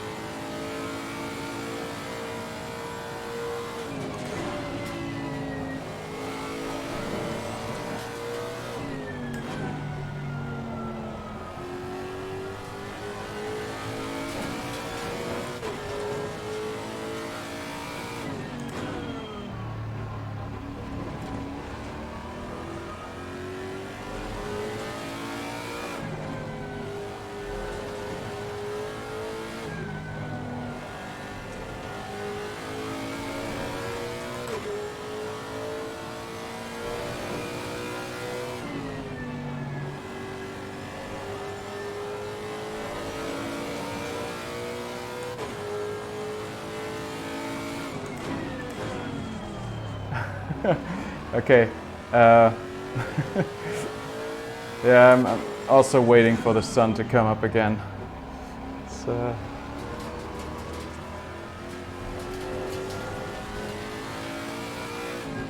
But you guys complain that people are not using night and rain enough. Now I'm using night. Well done, mate. Fastest step so far.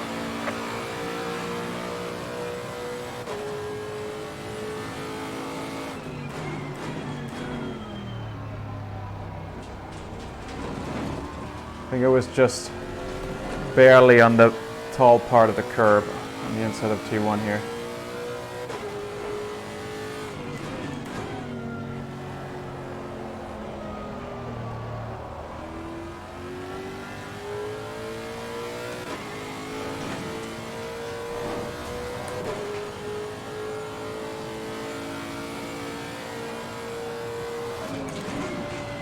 Oh, late apex, or not enough curb, late turn in, late on the throttle.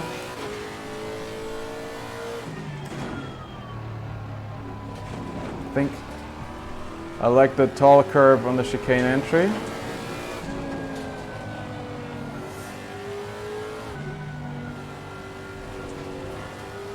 I'm not so sure on anything else.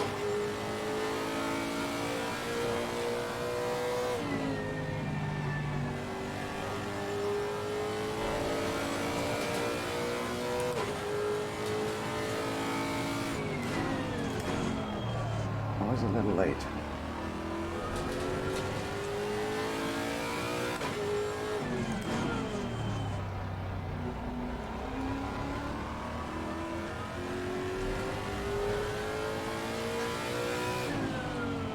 TC still restricting me here, kinda. Feel like I had the car pointed straight quite early, but just didn't get the grunt out of the corner. Yeah, it's very realism, much wow. Completely agree. I don't know if you were already here, Aris, when I said that, but could you guys also put the 5-point tire model in AC, because it would really help out the modding community.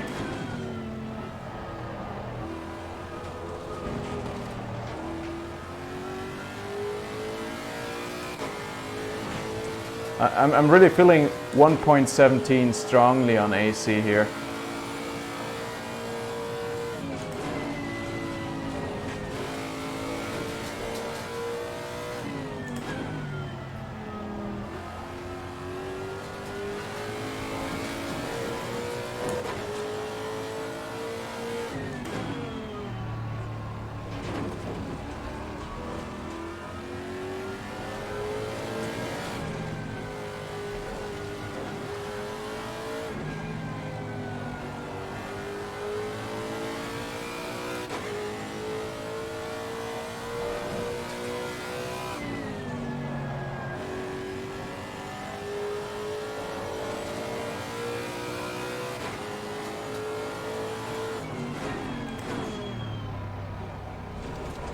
That was too far on the inside.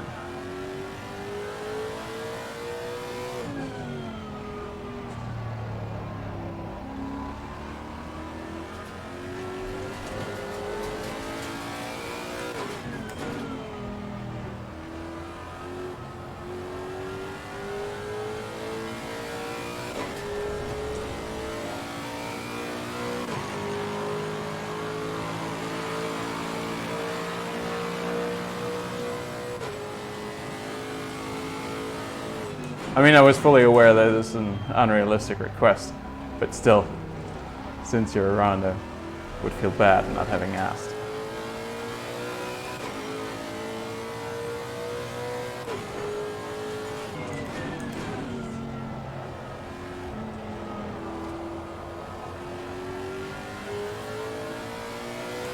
Because, I mean, I'm asking this sort of jokingly because this is really, it transforms this game into something that I like but didn't play a lot, into something that I'm probably gonna love and play a lot. And even though the issues with the point tires aren't as bad in AC as they were in ACC, they're not, it's not like they're completely gone there. But yeah, I get it. Time for AC3 or maybe, how about a road car DLC? But then again, I'm probably the only guy who likes road cars.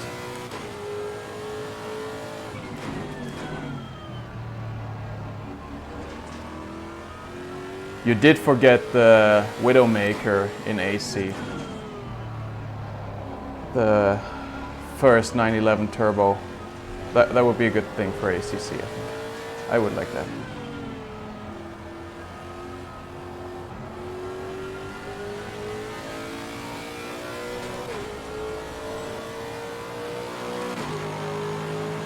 Oh, that's good to hear. ACC has just started, so I mean there's rumors about GT4s, right? Don't know how much there is to them, but we can just leave it at that, I guess. But I would love to see some more content, both cars and tracks. I mean, you have to. I feel like you've still got Simone, right, for the tracks, I suppose. I feel like he should be working on something at any given point in time. Curious what we'll get in the future.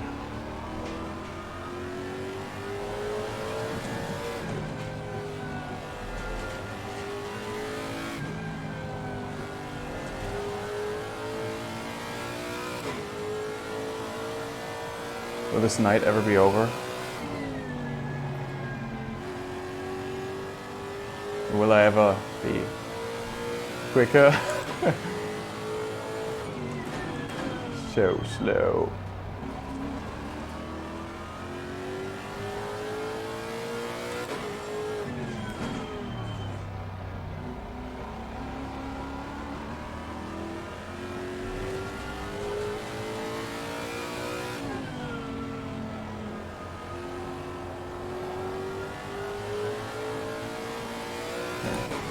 I'm gonna try and focus on the track for a lap now, less on the chat.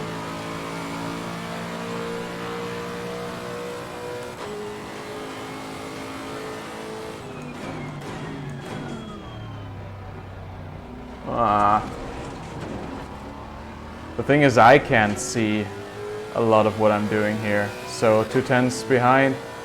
Yeah. I can feel some of it through the wheel, but Jesus Christ. What time is it? Wait, 11? No, this night is never gonna end.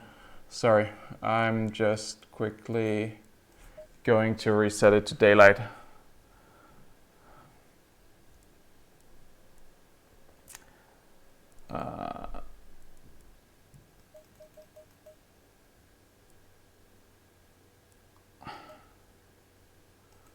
But then continue on this car track combo. Yeah, you were right. I was, it was 11:30-ish, so that would have taken forever.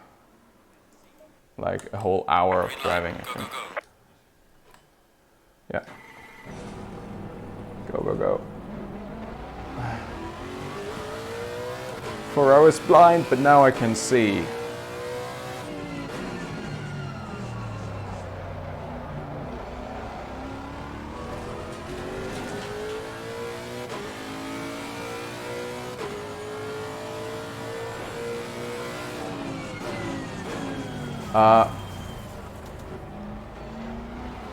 You didn't see that.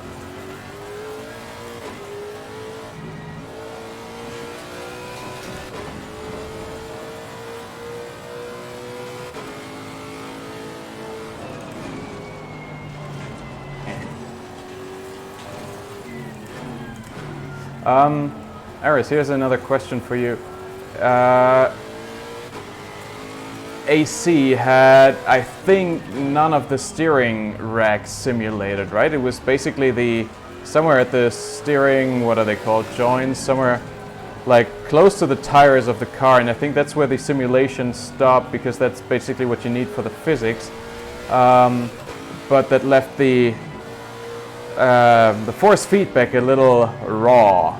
Now with the wheel that I'm having here, the DD1, and other competitively priced direct drive wheels entering the market, I'm wondering if a more a more complex force feedback implementation or a steering rack implementation is in ACC or is planned for ACC at some point. Because it may be my subjective point of view, but I think direct drive is taking off.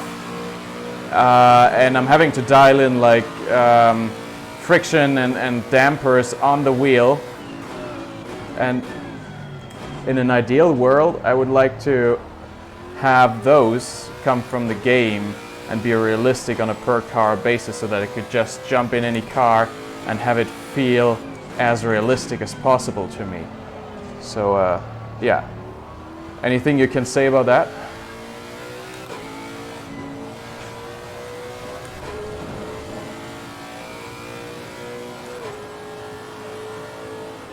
the short part of the question is, does the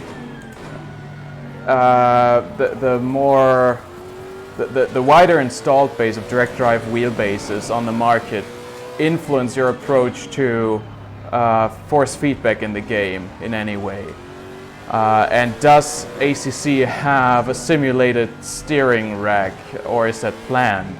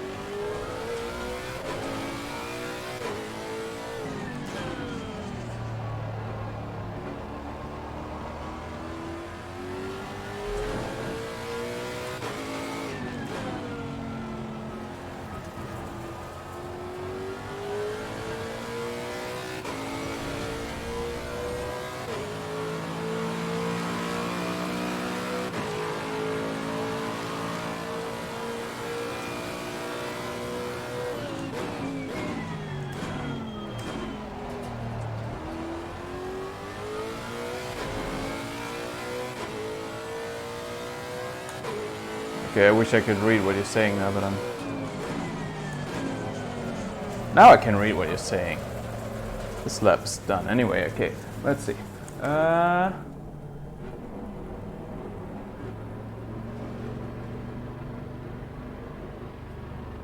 Take the forces from the tires feed to the suspension leverage. Cancel. Okay, yeah. Okay.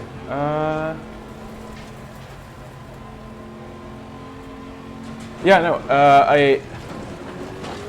I know and I agree that it's good not to have extra effects.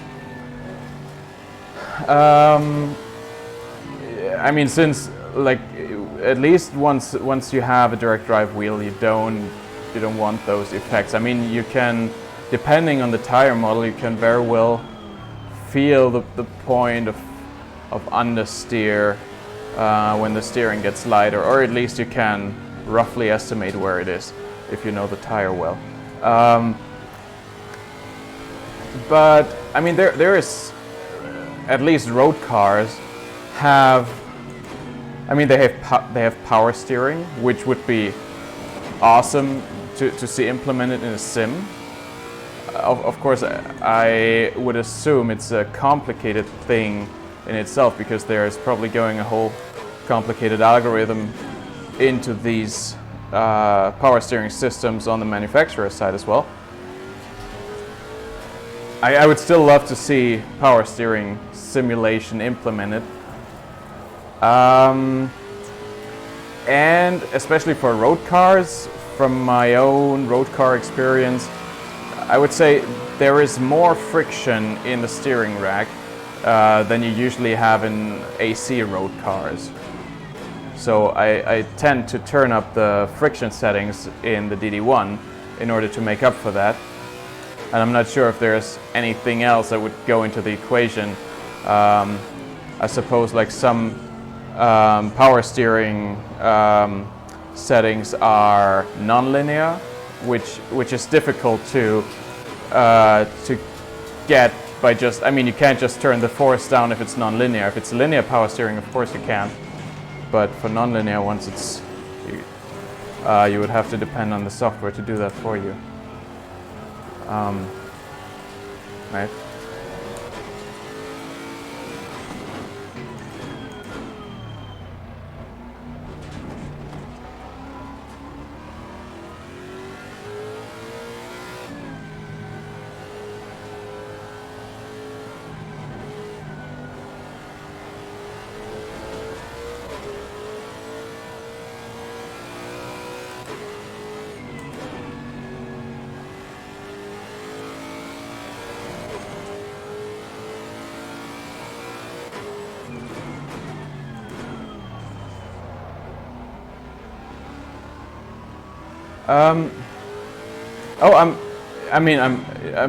I wasn't trying to imply I'm unhappy with how the car feels.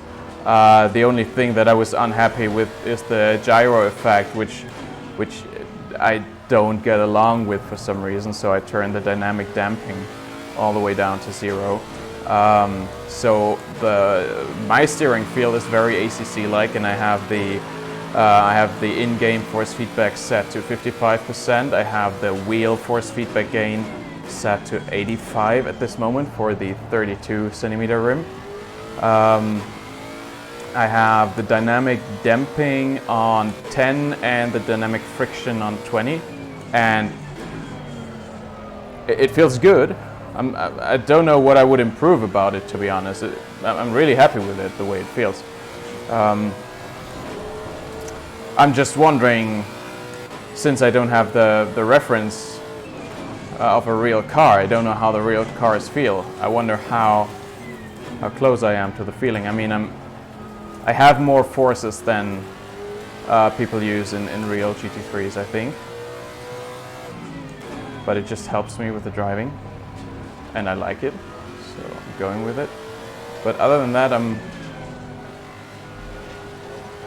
mean, my immersion is always like one really important thing for me in games or simulations. And it's perfectly immersive, but also like if I knew it were like, simulation level 9000, that would just make me feel ever so slightly better. But I understand how it's not like that important to you guys to make me feel that little bit happier. I mean, you can sell this game again to me, and most other people don't have a direct drive wheel, but it's just like, it's one of these things that I'm wondering about.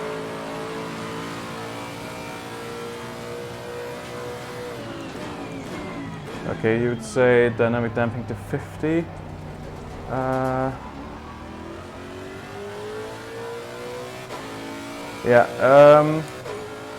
I think I have pretty much everything the way you say, except gain 85 instead of 80, and I have dynamic damping on 10, but I have the friction on 20 because I kind of like the friction a little better. Are you using a DD1 or DD2 by now as well? Oh, if you're using DD2, by the way, I'm on a DD1, then it would make sense that I turn up the gain ever so slightly higher. Let me just try and put it on, put the dynamic damping. Oh wait, dynamic damping? Shit, sorry, I was confused. That's in here. Somewhere. Oh, over here in the middle. Okay.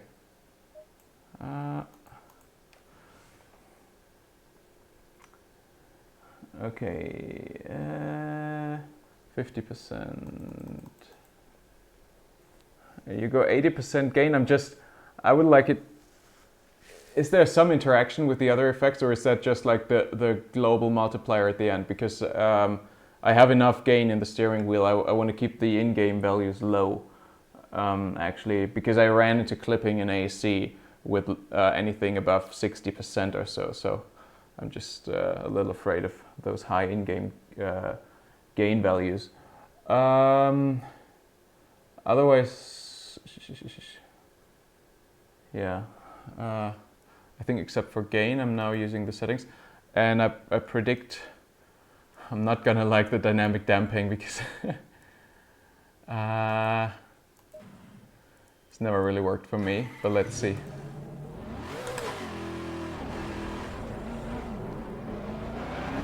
Maybe it's better. Yeah, I do. I have the steering wheel set on 85, so there is 15% headroom if I want more, but right now, even on the 32 centimeter rim, I don't feel like I want or need more at this point. Turn.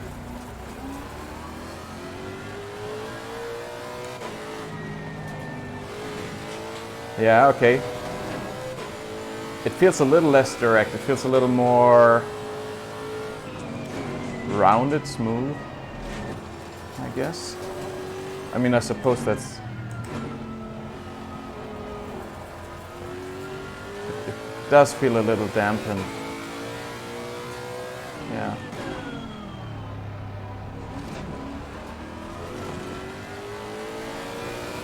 But it's not too bad yet.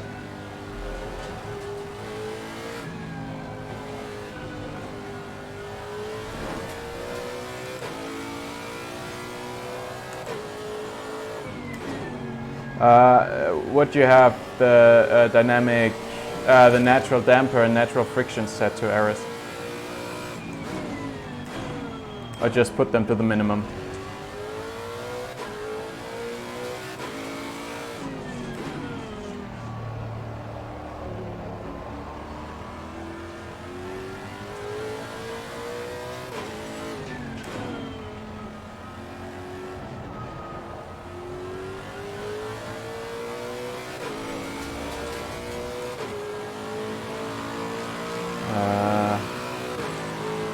Damper effect. Yeah, I have all the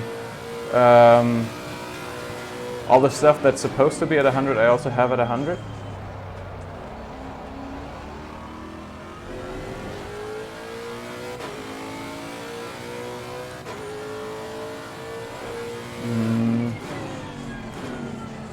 Unless you have some updated firmware, it's like at the it's after most of the other settings. There's only like 2 more settings after that, so I'm actually in the end I only have like APM mode, FFB intensity, and then there's natural friction, natural damper. So it's after the damper effect, and after the so force effect, spring effect, damper effect. Those are the 3 that can potentially come from the game.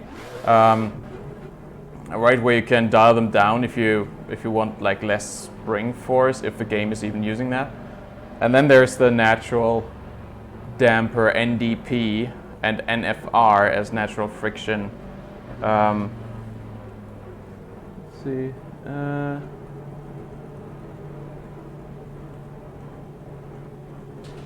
Yeah, I think, but spring effect, I don't think there's any spring effect coming from ACC. There's a couple of settings that don't make any difference no matter how you set them.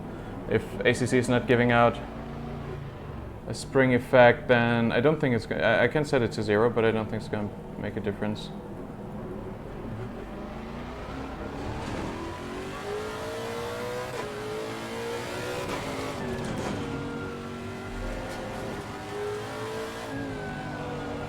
Does it?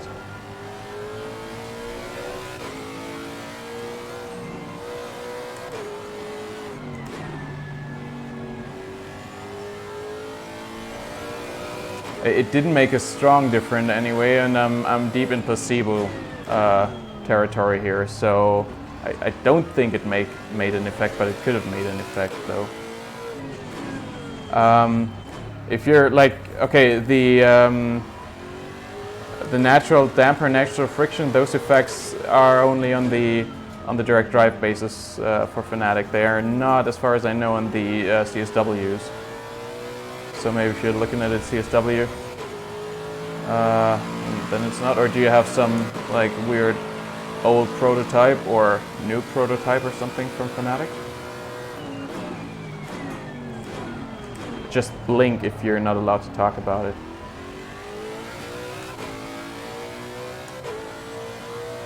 Okay.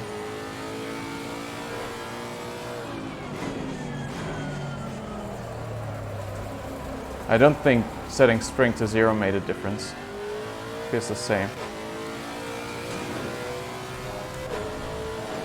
Okay.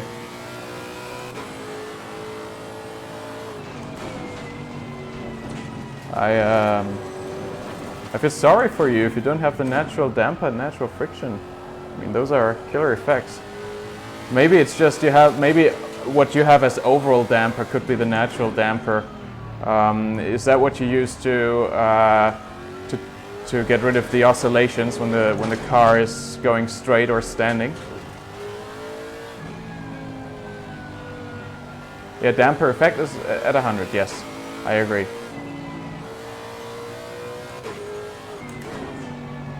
Yeah, but I don't have an overall damper setting on this wheel. There is damper effect that I have at 100, and then there is natural damper and natural friction. I would assume that they added natural friction later on, and what's natural damper for me is overall damper for you, maybe.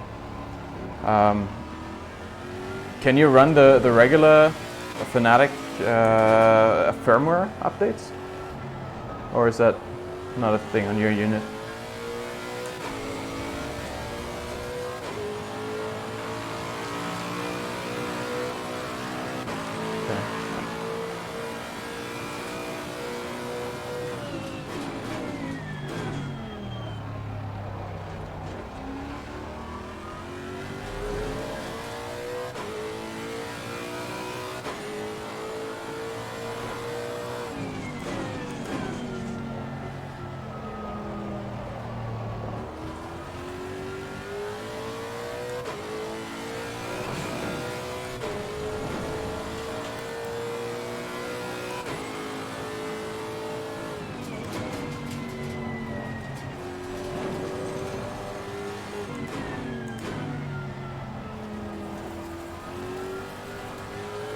Turn the TC down a little now to get more funds.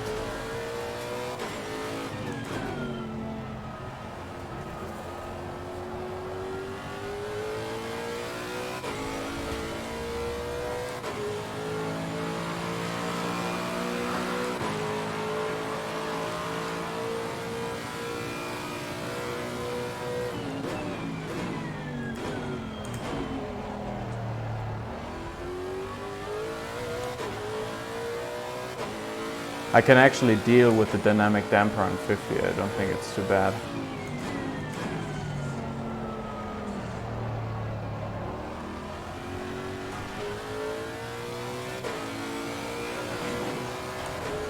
He said and went off track.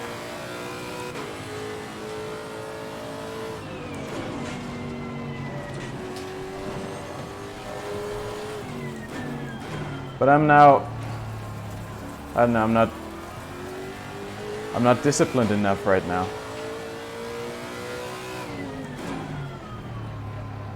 I'm just pushing too hard, braking too late. It's no good for lap time.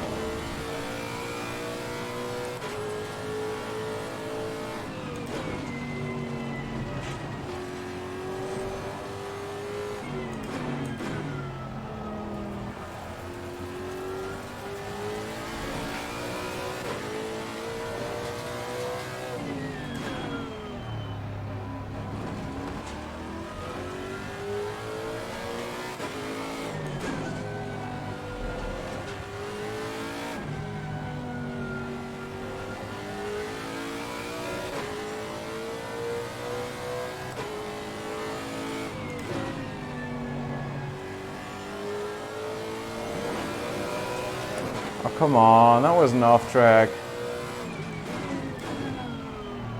Felt on track to me.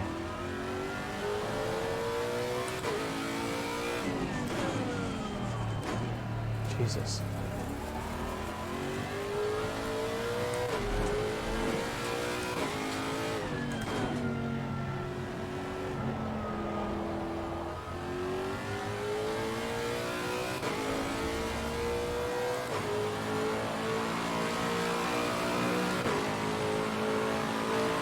Did I really not get one clean lap in yet?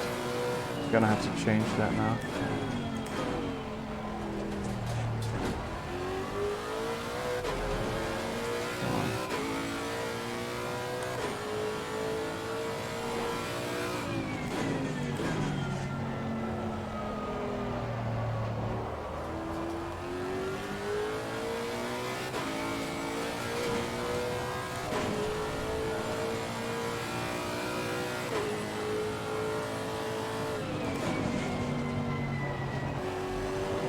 No! Whoa.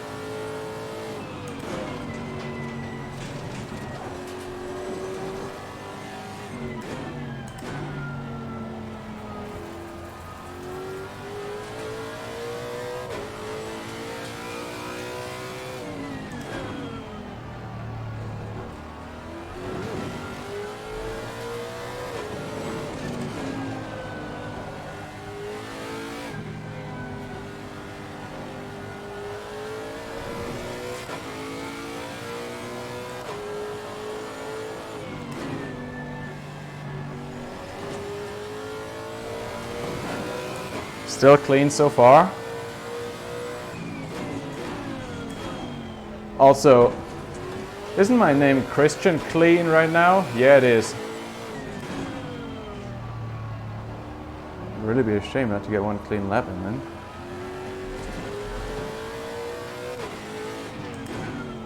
Looking good.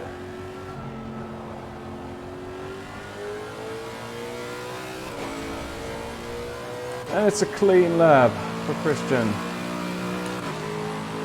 At last. Now let's do one a little faster.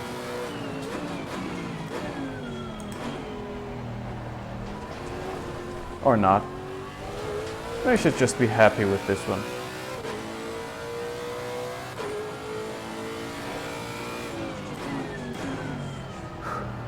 Okay, so I'm gonna have to leave in like 20 minutes. So one last thing that I want to try is get this shifter thing going again. So by the way, I think I can recommend this thing. It's been my first couple of hours with the shifter mod, and oh, come on, am I doing it right? I'm doing it right.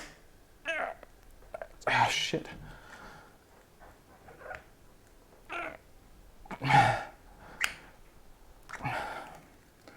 Fanatec, what are you doing?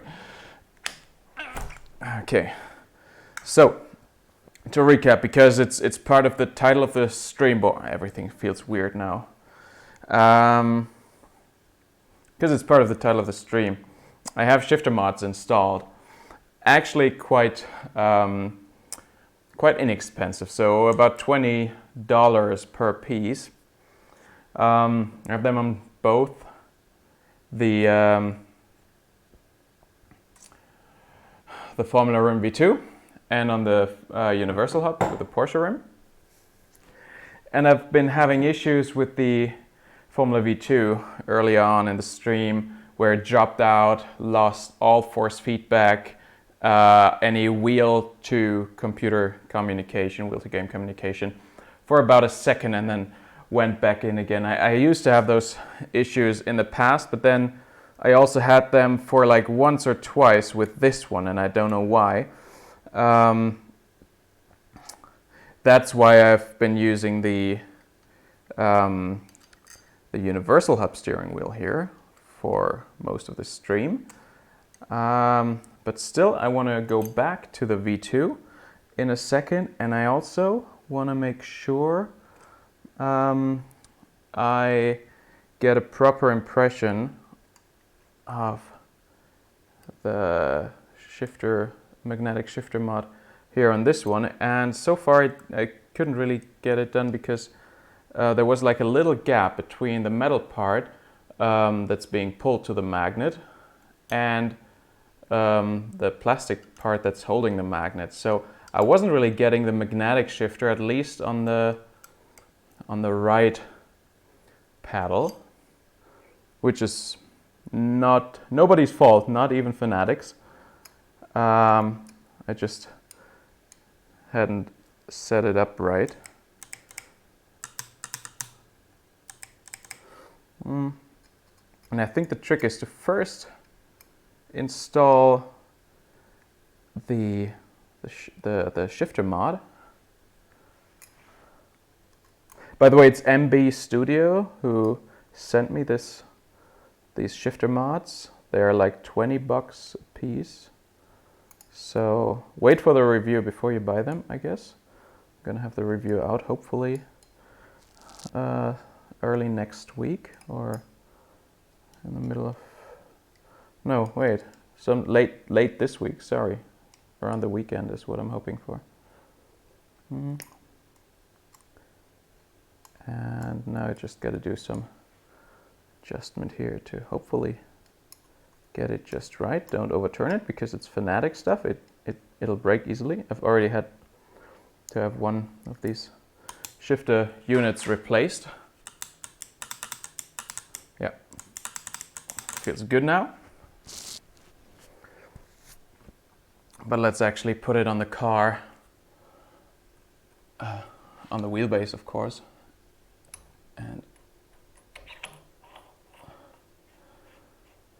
Let's see if I also like it in game, but I think I do. I liked it on the left one.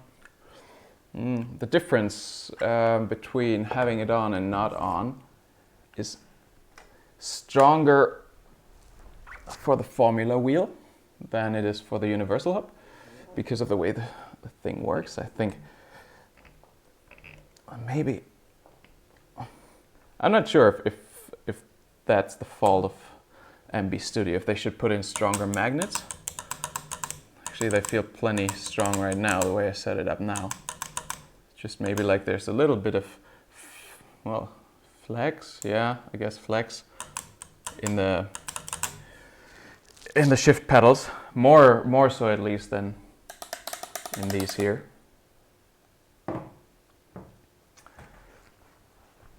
And oh, Aris is out. Probably not hearing this anymore, but thank you so much for joining us, Aris. It's been a pleasure and extremely insightful. Anyway,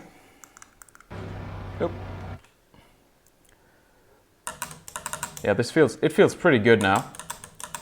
Even though I had the impression it could be a little stronger beforehand, but I think they nailed it.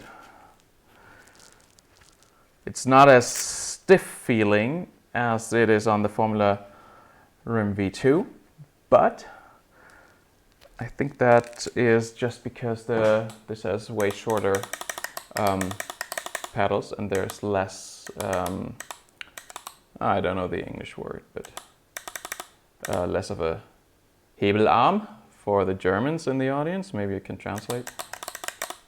Anyway, this feels like really clicky, snappy, awesome. And on this one, I mean, if you've had the universal hub and the Formula Rim, you know how they feel different with respect to the shifting feel. And that same difference, it carries over even with the magnetics on. So I don't think it's anything that that the magnetic shifter mod can even change. It's just because of the longer leverage. That's the word. Longer leverage of the shifter pedals, and maybe a little bit of flex in them. I guess that makes for this difference. So I mean, yeah, maybe it would be nice to have another magnet in it, but still, it's like it's a world of difference between without and with the shifter mod. And I think the review is going to be quite positive, to be honest, unless something breaks in the meantime. But the plastic bits are not going to break. The only thing that I think could maybe eventually break, I have no idea, is that maybe the magnets could come out of the plastic bits, which would be bad since I think they're glued in. Just a question of how good the glue is, I guess. Return to garage or garage, whichever is more American. I think garage. And go out on the track once more. Now with properly set up shift pedals.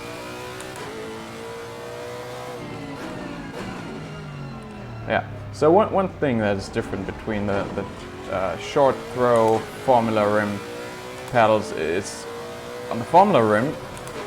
Once you get the shift pedal, the lever off of the magnet, it's really hard not to hit it on the other end of its travel range. So anything that gets it away from there will definitely smash in the back of the steering wheel assembly, and thus make you absolutely certain that you're hitting the click. But actually, to be honest, I mean, I'm absolutely certain about every shift here too on the universal hub. It's just I feel it's less binary on off. It's more binary with the Formula Rim and more still. You can still feel the spring a little more on the universal hub.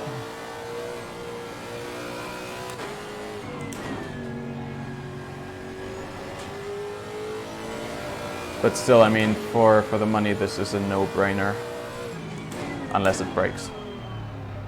But it's just for Fanatec, not by Fanatec.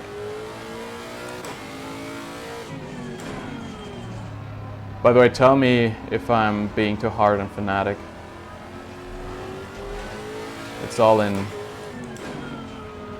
It's meant to be friendly, friendly banter, since I'm enjoying their products a lot, as long as they work.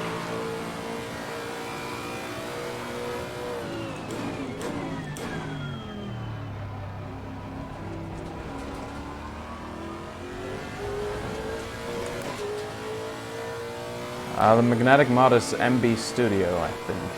They're on Facebook only, maybe. I'm not sure if they have a website by now. Located, I think, in Australia, but I got the package from Hong Kong. I actually had to get it from customs, but yeah. They should be at $20. They should be under the free thing. You should get them without paying customs on top.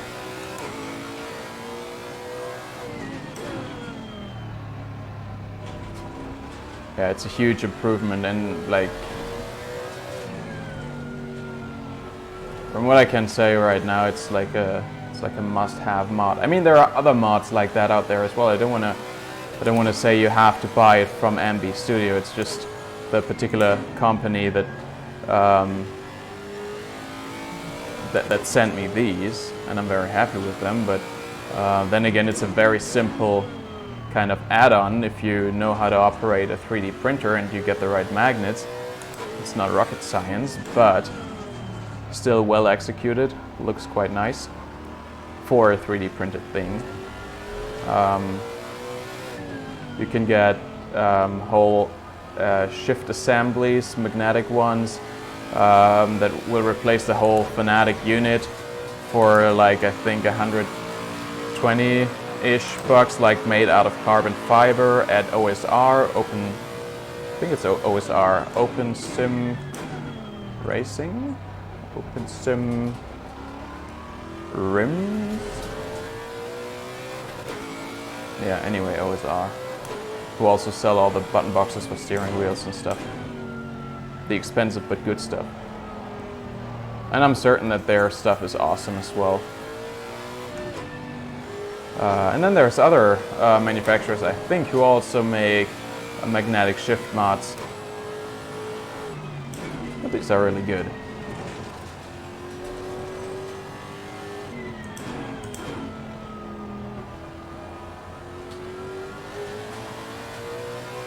Just to clarify, I'm not being paid to say any of this, other than they send me the shifters after I asked if I could make a review about them. So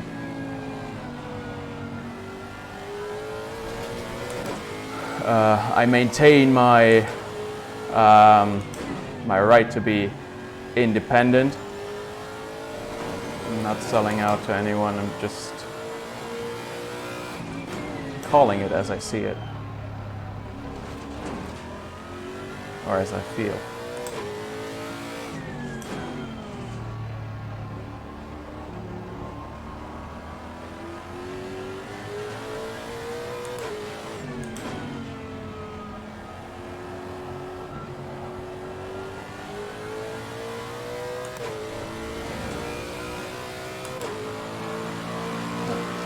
Well, huge improvement on this one, but I want to go back to the Formula Rim V2 once more. Why am I, by the way, have any of you DD1, DD2 users experienced this?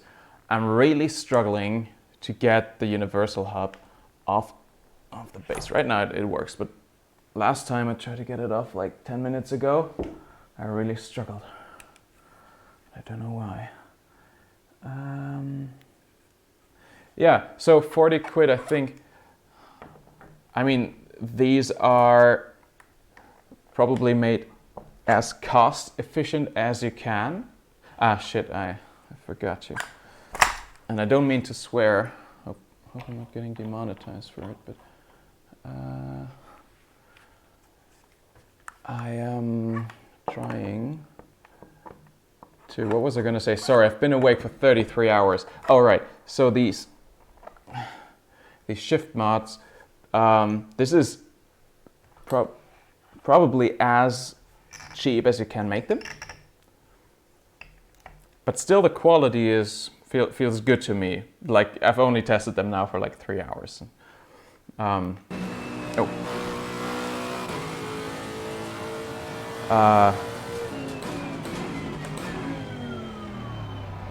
Yeah, quality feels good to me. I don't think there's any way I would feel better materials being used from the way the shifts feel.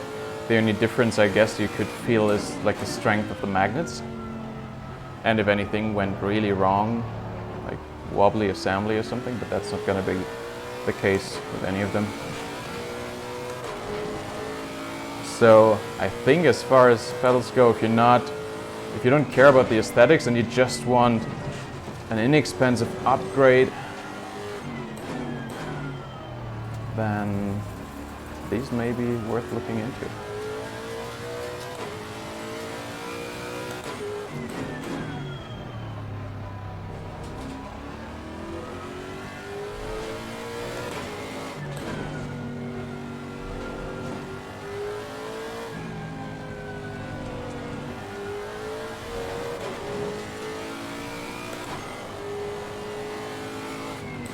But it's also astonishing how quickly you forget about the shifters.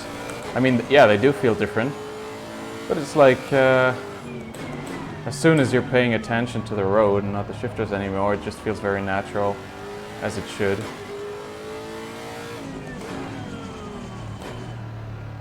I'm sure in a week or two I won't be thinking about these shifter mods at all anymore. But whenever I remember to think of them, I will feel better about them than I would feel about the regular Fanatec spring solution for the shifters.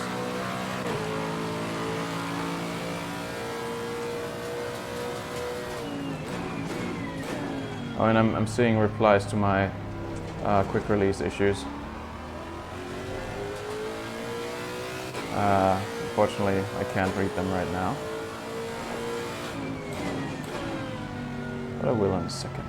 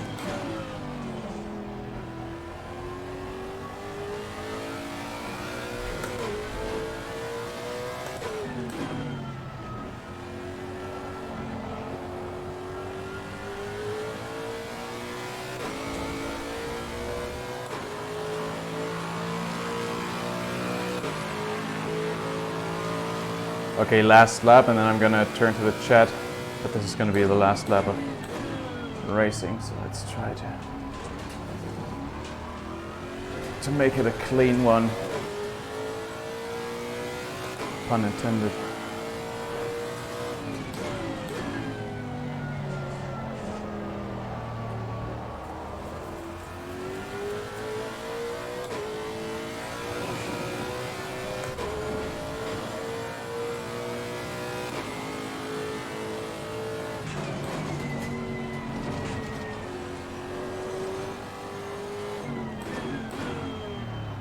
Slow, but still clean. Just like in Formula 1. Back in the days.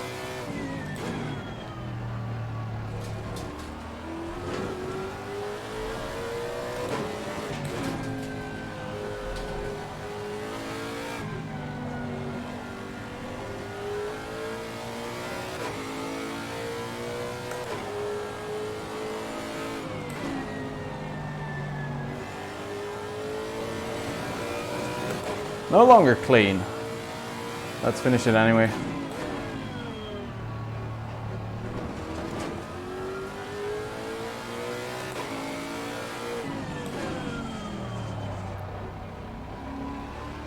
Forces are a bit high now for this small diameter rim though. It's demanding for the chest and muscles in this region here. Alright, enough driving done. Let's see, let me catch up with the chat a little bit.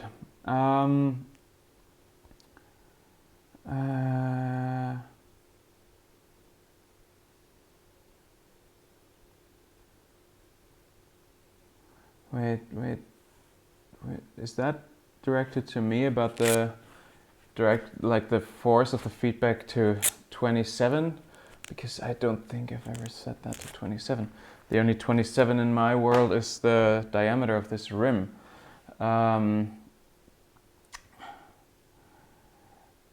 And that's centimeters, not percent. Okay. Sell it and buy an Accu-Force. I'm not sure if that's directed to me, but I'm not going to do that. I would... Honestly, I feel like the Simucube 2s are probably good wheelbases, not having tested one so far, but I think they look good to me on paper, and also visually they look pretty good. Okay. Sim racing machines from the UK. Okay, yeah, 40 quid. Okay, yes, we should mention sim racing machines from the UK as well. So maybe they're better, maybe they're the same. I don't think you can do much wrong with magnetic shifter mods. You just have to have the plastics in the right shape or whatever material you're using. Okay. That's a common issue with the universal hub. No, it's not a common issue with the UX. You need to lubricate the QR of the DD, then every QR of the wheel will slide off easily. Yeah, still it's a difference between, so I've never struggled with the Formula V2, and I've struggled a little with the UHX now. But yeah, I will look into lubricants for that. Okay, advanced pedal module for the Formula V2. Okay, that's nice that you've got the pedal module but not the rim. Yeah, I would love to make a comparison, but I don't think Fanatec's gonna send me any of these. And now I don't really need the clutch, because I don't really. I mean, it's not realistic, but just to get the car off the line, I can also use the pedal that I have. I'm not gonna spend 180 bucks for a clutch pedal when I already have magnetic shifters. But if anything comes up, I'd be happy to also review the podium shifter module, of course. All right. Do I get good force feedback over rumble strips? Yeah, I do. No issue. I mean, Aris said in his post that the force feedback is not as sharp and not as edgy, and that's true, but it's still there. And if anything, maybe it was a little bit too much in the previous versions of ACC, and I feel like right now everything feels really natural with this new tire model. The curbs feel natural, the car feels natural, especially of course transitions on curbs and off of curbs. It feels a bit more like you have rubber under your car. It's difficult to describe, but you do feel a difference with this new tire model.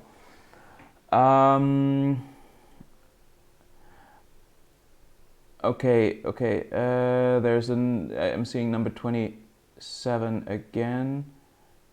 Clutch on the rim is bullshit. Bull S anyway.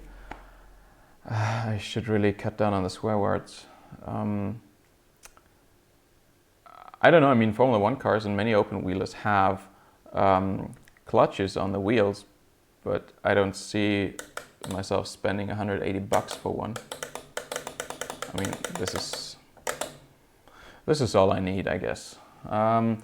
Okay, let me reiterate once more about the clipping. So what where the clipping occurs is in the game. The game will clip the force feedback output for the steering wheel. The steering wheel does not do any internal clipping. Basically what's being sent to the wheel is a torque number between 1 and -1. And anything that would go above 1 is clipped by the software and will look like a flat line if you look at the torque curve that's being put out to the wheel.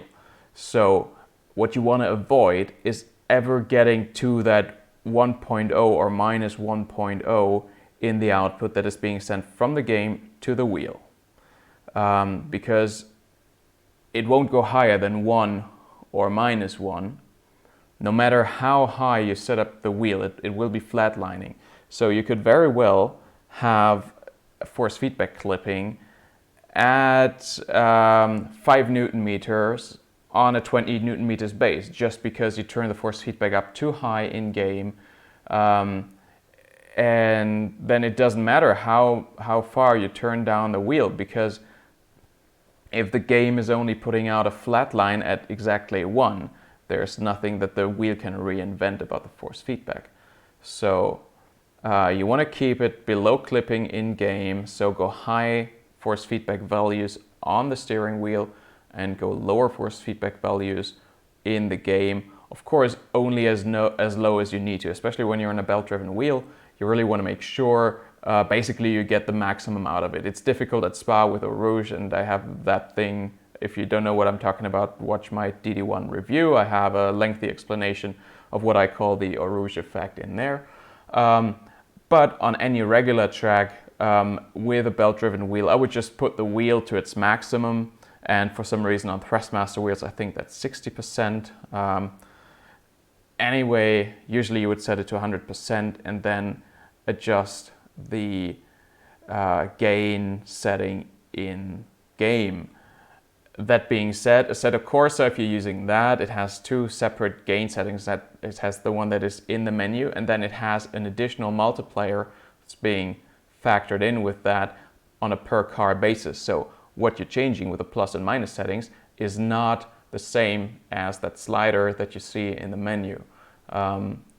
Those two are just multiplied with each other, and that will give you your overall force feedback output. So I usually in Assetto Corsa I set it to 50 or 60% the slider in game, and then set the car to around 100, or I might even go up to 140, 150, however high I have to go in order to not get clipping in the strongest corner. Or I stay below that because I don't want to fiddle around with the settings in the wheel and I want it a little less strong. But yeah, that's the way I approach it, and that's the way to avoid any clipping, or to avoid clipping as much as possible. Okay, so much for that. I really have to go now. It's been a long stream, longer than I had planned, but we had Aris around, so that's pretty awesome, I think. I feel very humbled that he was spending so much time and actually teaching me how to drive on tracks that I'm not very familiar with. So yeah, maybe I made a little bit of a fool out of myself, especially after being awake for so long. Anyway, I had a lot of fun. Thank you guys so much. The chat has been very active today. I appreciate it. I can just say, if you're not a follower already, hit the subscribe button. Click like on this chat, or on this stream, sorry. Have a good evening. And yeah, of course, now I forgot to be already on the side where I end the stream now. All right. Okay, now I have the end stream right now button here. So have the best of evenings, you guys. Tune in next time. I don't know when the next stream will be, but I hope to be having out another video, the review on these shifter pedals, out sometime this weekend. So see you then. Have a good evening, and bye bye.